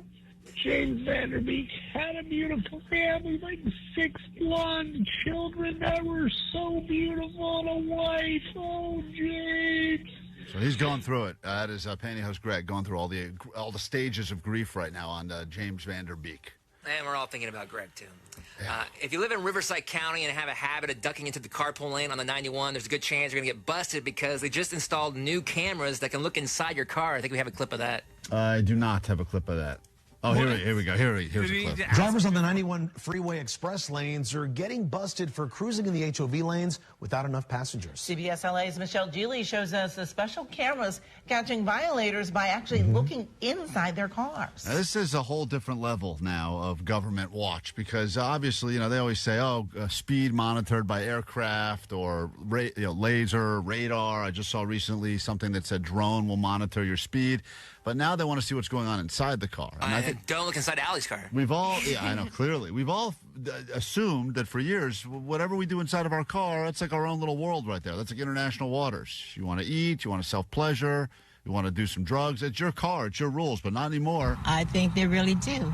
Drivers in the 91 express lanes in Riverside County, be warned. A new camera system is catching cheaters by the thousands who are dashing into the HOV 3+ carpool lanes and don't have enough passengers to make it legal. We've seen cheaters use hats on headrests, putting items in baby car seats, and even using mannequins to try to get the HOV plus. The HOV plus is huge, especially when there's a backup there. But you cannot just put a watermelon in a car seat and put a baseball hat on it. Adorable, sure, but they will now bust you for that. And you used to think I got away with it because that was the great feeling. It's like, all right, I want a little HOV for a little bit, move back over, no harm, no foul, and then all of a sudden you get a picture in the mail. And they're like, that was a watermelon baby, not a real baby. You owe us money. So you have, just everybody is getting a picture snapped in, and then AI is going through all these pictures. Yep. And, yep, wow, that's okay. exactly right. And they figured out better camera. Like you think, most of the old school cameras that were up there, kind of grainy, not great. I remember getting like old red light cams where I was able to fight them because it was really hard to tell it was me driving. But now, obviously, they figured out a way to make it all a lot stronger, and they've decided that this is the big crackdown that they're going with now. So if you are putting a baseball hat on your passenger seat and hoping that passes as a passenger, there's a good chance you will get busted and you will get a ticket in the mail. I think if you go through all that trouble, you should just get to go for free. Yeah, I agree. And those cameras has helped recover more than 1 million tolls and fees, which I'm sure the fees are the lion's share of that 1 million. I feel like any kind of toll is nothing compared to whatever fee you get for a ticket. Mm-hmm. Yeah, but the goal is if you get the fee in the mail, you just kind of keep kicking it down the road. Hopefully you never have to pay it. And hopefully. Then eventually you try to, do your car registration, and they say you owe a bunch of money because you've been having fake people in your car for the last 2 years. I got to get a new car then. Right, that's right. That's all you got to keep doing. It's a shell game. It is a holiday weekend. If you plan on going to the beach, which is crazy because it's not going to be warm this weekend, be advised, officials are warning to stay away from all LA County beaches due to high levels of bacteria, which always happens right after we have even a little bit of rain, which just happened. So, yeah, that's crazy as we get into President's Day weekend that they are saying that every beach, I don't think there's anything that's been spared. And the reason is because once we get the drizzle, then what? Is it fecal? Is it the algae bloom? It's always fecal, dude. It's always fecal, right? There's so much fecal in L.A. Yeah. So, I think you kind of know that if you're going to the beach, right? Don't you always kind of know that fecal is part of it's like sand and shells and surfers. Fecal.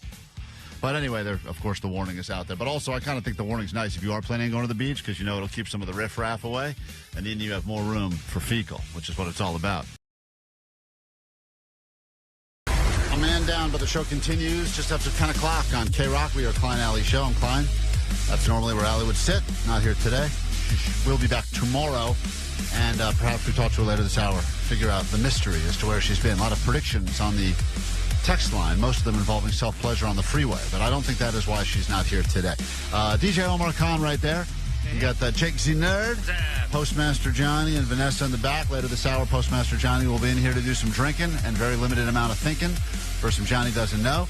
And we will get to all of that right now, though. I'm looking for you if you want to be caller 20 at 800-520-1067. Get your ass on the standby boarding list so you can go to Mexico City and check out the great Royel Otis. New bands, new cities, worldwide destinations.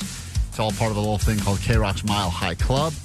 And over the years, millions of miles and lots of experiences that you only get right here on KROQ. So looking for you, caller 20 right now, every hour, all day long. And until this list is full of names, and then next week we call and deliver the good news. If you're in a better mood right now than normal, trying to figure out why that is, it's perhaps because we are at the prequend of a 3-day weekend that awaits us for President's Day. And we will hopefully get you over the next hour smoothly, then into tomorrow, and then into your weekend. As we say hi to caller 20, which puts us, let me see where we're heading right now. There's a lot of people on the phone that are anxiously awaiting me to pick up their line. 19 disappointed people puts us now in Huntington Beach, California. Is this Leslie? It is Leslie. You are caller 20. No way. That's so exciting. Joke about these things. Legally, I'm not allowed to, so hang tight. We'll get your name, add you to the list, and if we call you back, you're going to Mexico City for Royel Otis. Hold on 1 second, all right? Okay. Thank you, and thanks for starting your day with KROQ. If you're bummed out because you didn't make it through just now, don't worry. You'll have another chance coming up with Sluggo in an hour, and then pretty much every hour thereafter all day long. Last year, I can't believe it's been a year, but last year, right around this time, we did something on KROQ called Single Person Spotlight. And we connected listeners with each other to see if there was potentially any chance for sparks to fly. And of all of the couples that we connected, there is a couple that is still going strong a year after the fact. Wow.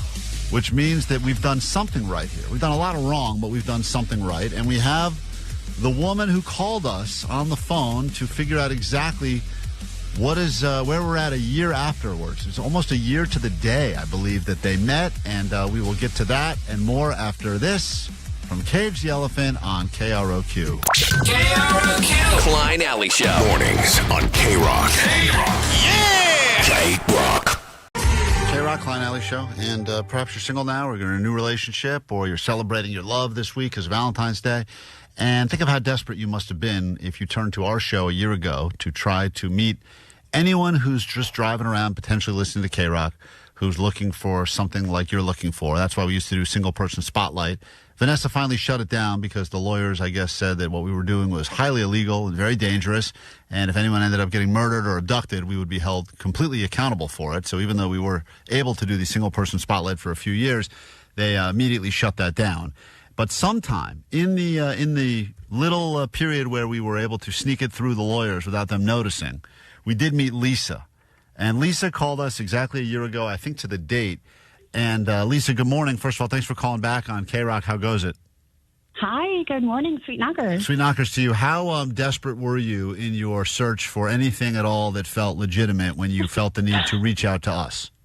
Yeah, that's pretty accurate. Yeah, the apps are just terrible. And you had done the apps for a while, no success. A lot of people not looking like you thought they'd look, or not showing up, or just realizing pretty quickly into the date, this is not going anywhere. I'm miserable. Like that happened a lot, right? Exactly, yeah. And so you heard us talking about looking for listeners that would like us to spotlight them and see if any listeners vibed with their energy. And you reached out hesitantly. And, immediately we learned a lot about you. One of them, and perhaps the reddest flag of all, is that you are a Disney adult and a hardcore Disney adult. But you were looking for someone to, as I think you said, go from a single rider to a shared cart with. And you listen, a lot of people liked you. And it's not just because you had a huge rack, if I remember correctly. You did tell us you had something like 36 triple F boobs or something like that, right? Something like that. And I know that that's what Omar said is your most redeeming quality. But I think that it was that people felt that you had a nice energy to you, you had a good laugh, and you had a lot of people that had reached out. And you ended up meeting a listener by the name of A.D. Yes. And now here we are a year later, and you guys are still a legitimate couple. We're still going strong, yeah, and we're actually on our way to Disneyland today. He might be on his way to me or shortly, and we're going to stay for a couple days. Wow, that's unbelievable. I mean, of all the dumb things we've done a lot of dumb things on the show. It does actually make me feel good to know that two people are meeting and having a good time together, and no one's attempted to murder each other yet, and technically what we did is illegal. But is this like, are you guys at the love fit? Are you saying the love you to each other and all that already? It's been a year. Oh, yeah, we do. Yeah, we do. Huh. There's a real. Yeah, it's wild that it's been a year. A real relation. And I've met Eddie before, too, and he's a nice guy, and both of you seem very normal, and you both seem really into each other. I think you were both at our last Final Friday Fiesta. And so this is a real deal relationship. Yeah, I would like to think so. Yeah, we're exclusive, and things are great. And when people ask you how you met, do you tell them the whole story, or do you leave us out of that story? No, that's the best part, honestly. We're like, oh, we met through KROQ. Uh-huh. And do people say, what's that? Or do they say, all right, enough? No, they know. They know. Okay, that's good. Well, the good ones know. Yeah, who knew then? I mean, we should be doing more. I can't believe the lawyers are trying to shut this. Vanessa, why don't you reach out to the lawyers that said we can't do this anymore For real. and tell Yeah, them about Lisa and Eddie? A success. I don't know about all the other couples that probably ended up murdered, but this couple's doing great. Why don't we show the lawyers that? Proof is in the pudding. I could try. We're so grateful. Yeah, they're grateful. They're appreciative. I mean, you'll say right now under oath on the airwaves of KROQ that if it was not for this show and you interacting with us and meeting Eddie, you would just be a single pathetic loser at this moment, correct? For real. And I might still be pathetic and a loser, but at least I also have someone who is pathetic and a loser. Yeah. Losers love other losers. That's a beautiful story. Right. And I guess the thing I would want you to share maybe is that you were hesitant originally about reaching out, but you decided, what the hell? What do I have to lose? Besides getting murdered. Well, yeah, of course, except for the murder part. But really, what do you have to lose by just even interacting with the show? And look how much it's now changed your life. Oh, no, for sure. It's always, kind of an apprehension. You never really know what the outcome is going to be, but I'm so, so, so grateful. And we're both so just ecstatic and pleased. You're still in the honeymoon phase, or has it gotten to the point now where little things annoy each other about you guys? Both. Oh, both. All right. Both. Just trying to figure out. What couple of are his ex? Yeah. What are the things? Yeah, you've definitely had a moment where you're like, maybe this is it, right? What is something he did that made you go, I don't know? I tend to be just a little bit tidier than him, but got it. That's pretty typical. This guy's a messy slob. Okay, fair enough. I got it. What's he have to floss more or something? Is that what you're getting at? A little bit, but we all could floss a little bit more. We sure could. All right. Well, look, this was supposed to be a pleasant call, so let's not go ahead and ruin their relationship. But congratulations. 1 year to the date that we met Lisa on the airwaves of KROQ, and she was very single at the time, and now she's with another listener, Eddie. And it is your job now to help build the audience by procreating and making at least a dozen children so that we can grow the audience, okay? Too many children, but thank you so much, guys. We love you. Thank you, and happy anniversary, and have fun at Disney today. Thank you. Hey, maybe if it goes to the next level, not to put pressure on you, but, they're starting to do those weddings at the Haunted Mansion, maybe that becomes the next move. We could get a bunch of listeners out there. We could do a whole thing. Maybe we could do a GoFundMe. Yeah, that's right. Jake, any money left over from your Super Bowl trip, or did you spend that all? Oh, I blew it all, man. Great. Wonderful. All right. I was $75. This would have been a much better cause. All right. Well, Lisa, congratulations. This was a pleasant call with some listeners that met on this show and are still together 1 year later. That's unbelievable. When we get back, how would you like to go ahead and prove that you know more than Dumb Johnny while he drinks? We will come back with that after this quick break. One lightning round question if Johnny doesn't know. If you'd like to play with us, win yourself something, 800-520-1067. That is next. KROQ Mile High Club. Favorite KROQ bands and destinations all around the world. Stop number 5. Grab tacos at midnight. Drink something neon. Accidentally summon something with an Aztec death whistle. Oops, when you see Royel Otis in Mexico City. You better not kill the girl, DJ.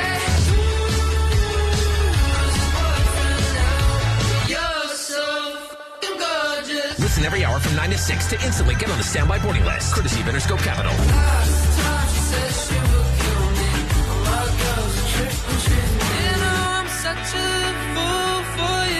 Hey, this is Roy. This is Otis. We're Royal Otis. Keep it on KROQ to win. KROQ. From DTLA Law Group Accident and Injury Attorneys. Accident to work injury? Visit calldowntown.com for a free case review. One question stands between you and Glory, and Johnny will be in here in just a moment to prove that he's learned a thing or two. We've learned since Johnny started drinking, he's actually getting smarter. And I know that that's probably not what you want to hear if you're a parent trying to teach your kids about the dangers of alcohol. But in Johnny's particular case, the more he's been drinking, and he's been drinking a lot pretty much every day since the start of the new year, the more questions he's gotten right than ever before. And I don't know if you think there's a correlation, Johnny, there's a word for you, between the amount of alcohol you've consumed and how many questions you've gotten right, or maybe you're just a little bit looser than normal. Is that possible? I'm definitely loosey-goosey. I'm feeling it, especially with the wine, too. Yeah, well, today we've got beer for you. I think this is a Sublime-inspired beer from the band Sublime. It is a Sublime log. What type of beer is that? It says Mexican lager. All right, it's a Mexican lager, guys. That's a lager for you. Johnny is going to try that. Thank you for dropping by. I've had a lot of people bringing a lot of booze over to the station lately because they want Johnny to give it a shot. This is Johnny's forced resolution. Man, this smells like alcoholism. Drinking will continue. Johnny is, go ahead, back to the beers now. This is the Sublime beer. Ooh, it tastes like beer. It tastes like beer. You're saying the beer you're drinking tastes like beer? Yeah, like I just even smelled it, and I was like, it smells like my uncle's breath. Mm-hmm. Okay, that's what you've said. A lot of the alcohol reminds you of your uncle's breath, huh? Yeah, brings back bad memories. All right, fair enough. Johnny, Jake, you've been drinking this in the back. It's pretty good, right? Yeah, I like it. Jake's been throwing those back. I saw. Thank you for sparing a can for Johnny to have a sip today. So Johnny's. Yeah, I get the rest of that. Drinking, yeah, you can go ahead and finish Johnny's beer. That's why Jake loves this segment, because Johnny has one tiny little baby sip, and then he passes everything off to Jake, and Jake throws it down. And Jake is actually Johnny's uncle, which makes perfect sense. One question stands between you and Glory. It's time for Johnny Doesn't Know. Johnny doesn't know. Is this real? Oh, Johnny doesn't know. You can't use like. Johnny doesn't know. Johnny doesn't know. Your groin? Like if you say groin? Johnny doesn't know. Like if I do like a thrust shot right to the genitals, like off the backboard.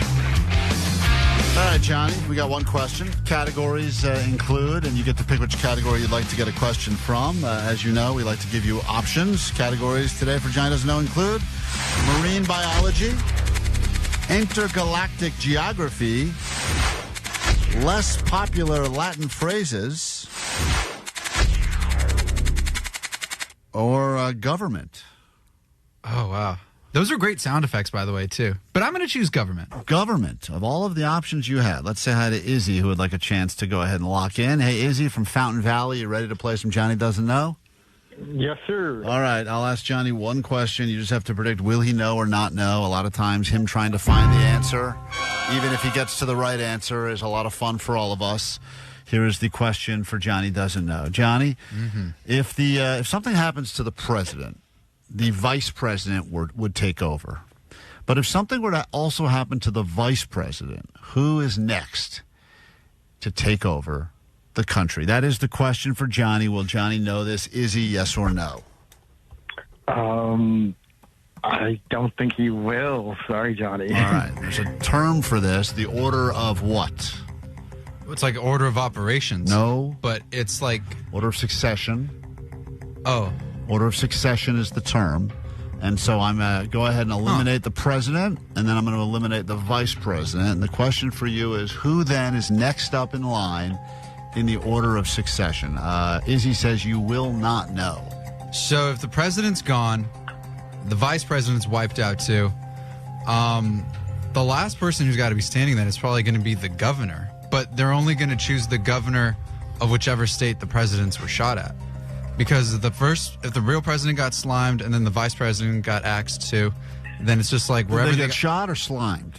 But slimed means shot. Right. Okay. That's what slimed means. Right.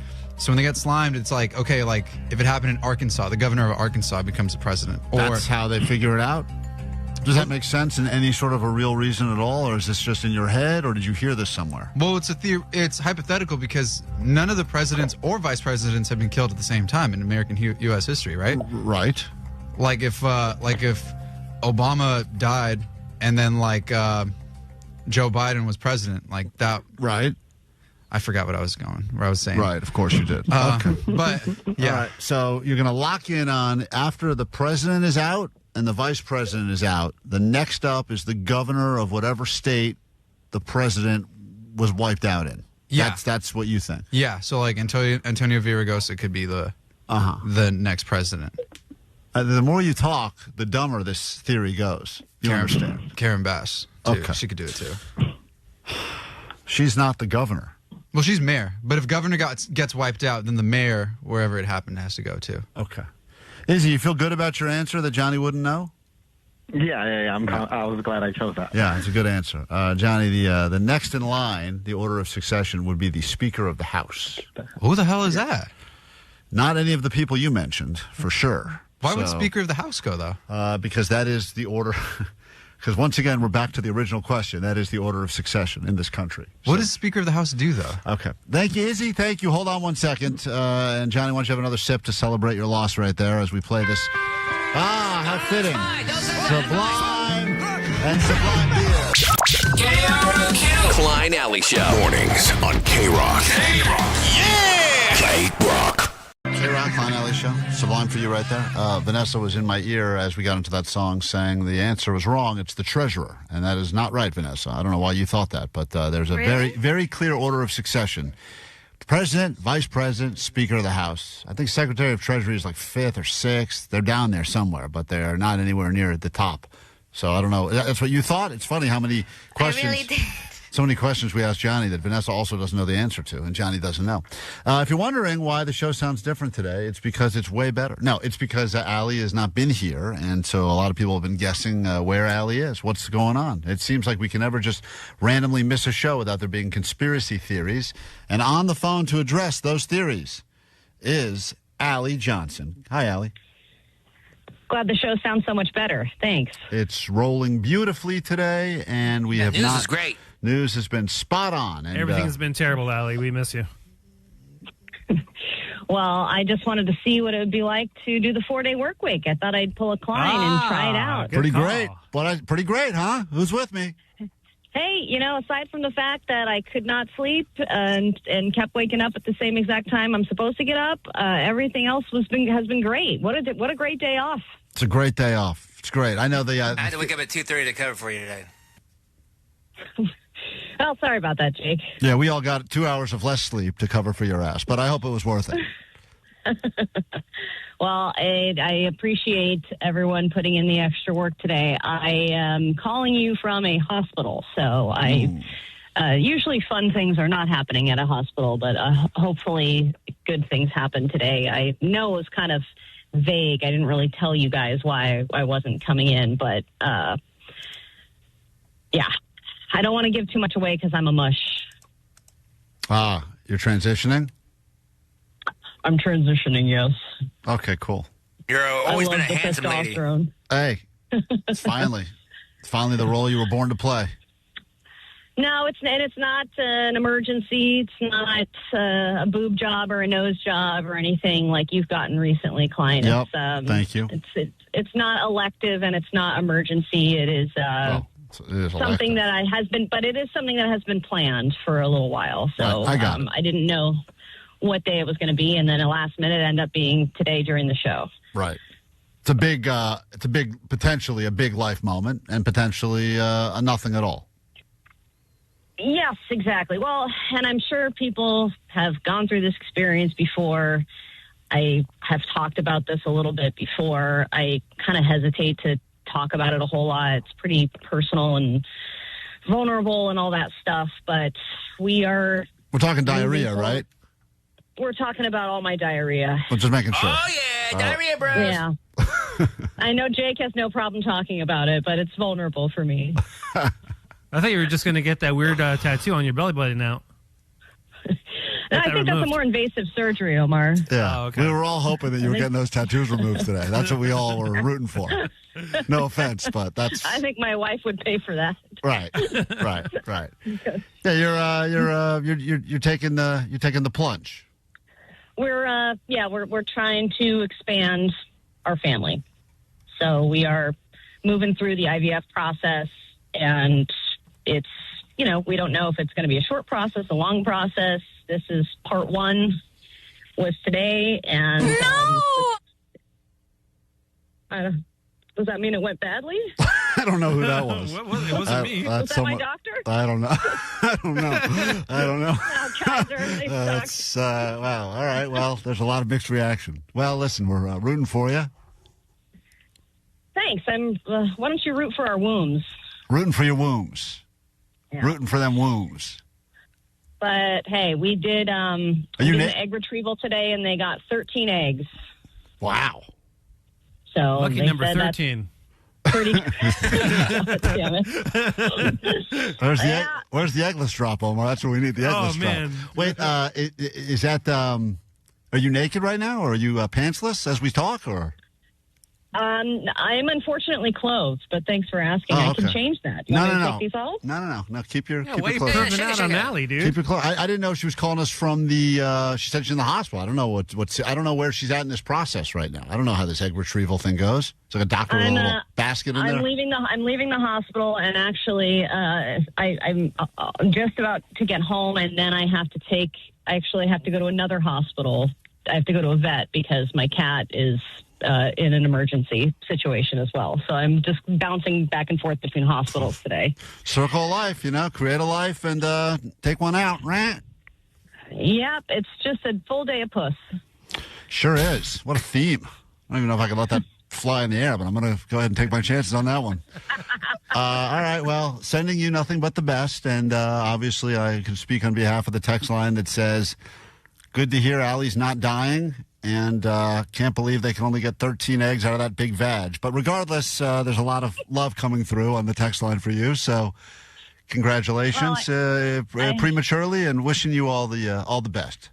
Yeah. Well, I mean, again, we don't know how it's all going to turn out. And again, I have not revealed who's veg. You never know. Right. Could be doing a little swapsy situation. There's a lot of different options around here. Well, who's veg is in the schedule tomorrow for 8:30, so don't blow it now. That's our big Friday I just wanted plan. Vanessa and I to be pregnant together. I get it. Listen, you guys are going to make best friends. That's really exciting. Vanessa, any advice for Allie, since you're a little further along than she is, Vanessa? I'm not pregnant. Do not put that into the air. Okay. All right. Vanessa, hold the microphone down, if you could, to your stomach, please. I just want to hear what's going on. Don't help me. I need good guide. Crickets. Hi, little Vanessa. Hi. We're waiting out here for you. No. Man. I think that's He's Allie's energetic belly. already. Yeah. All right, Allie, good luck. Thanks for calling. You didn't have to call. I mean, I know that you're dealing with more important things than this dumb show, so go deal with that, and we'll be here tomorrow. Or maybe I won't be, but you'll be here tomorrow. Yeah. We'll see who's here. I can't be maybe out. It'll just be Jake and Omar. I can't be out 4-day week by Allie, so now I got to go ahead and take a day. All right, I'll see you tomorrow. You guys. I'll see you tomorrow. All right, be well. A lot of, in all seriousness, a lot of love coming through on the text line for you. I know you don't believe me, but there's a lot coming through. Mostly congratulations to Vanessa on her pregnancy, but still a lot of other people. Okay, we'll wrap the show up with some takeaways next. That's where Allie's been today. And the show will wrap up next on KROQ. Klein Alley Show. KROQ. That'll pretty much do it for us for today. Stick around. Sluggo will be in here in a few moments. Give you another shot at that standby boarding list in less than 20 minutes, and then every hour all day long. Tomorrow we should be back together full force, and we got a lot in store for you, including that trip. We got to give it away. Catalina Island, last chance to qualify, and then everyone who qualified this week. Hopefully you're paying attention tomorrow so we can get you to Catalina for a romantic Valentine's Day getaway before we enter the long President's Day weekend. Takeaways from today's show include, but are not limited to, from 310. Turns out that Allie and Vanessa are Prego Bros. 626. My lucky numbers are 7, 14, 21, 24, and 69. Nice. 562. In a pinch, Jake is good at delivering the lesbian news. 818. Valentine's Day is the most romantic holiday for friends or classmates. And from the 626, my takeaway is that Pantyhose Greg has a big heart. And 818, everyone's doing the green tea, according to Vanessa. If you don't know what we're talking about, you should check out the complete show. The takeaways will make a lot more sense. Download wherever you get your podcasts. Thank you for spreading the word to help us to #grow the show.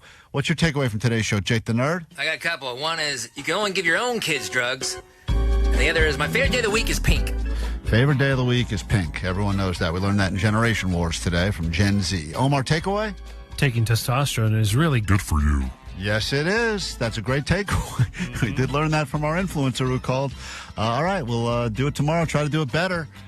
Sending good thoughts to Allie and her wombs. And we will be back again tomorrow. If you need us in the meantime, there's a GOAT line for you. Open now, 844-956-GOAT. Check out clips of the show going up on YouTube as we speak, or the Instagram at Klein Alley Show. All right, that's it. Bye. Klein and Alley, it's just okay. Do-do-do. Klein and Alley, it's just okay. Oh. Klein and Alley, it's just okay. Just okay. Do-do-do. The Klein Alley Show. Klein Alley Show mornings. KROQ. KROQ.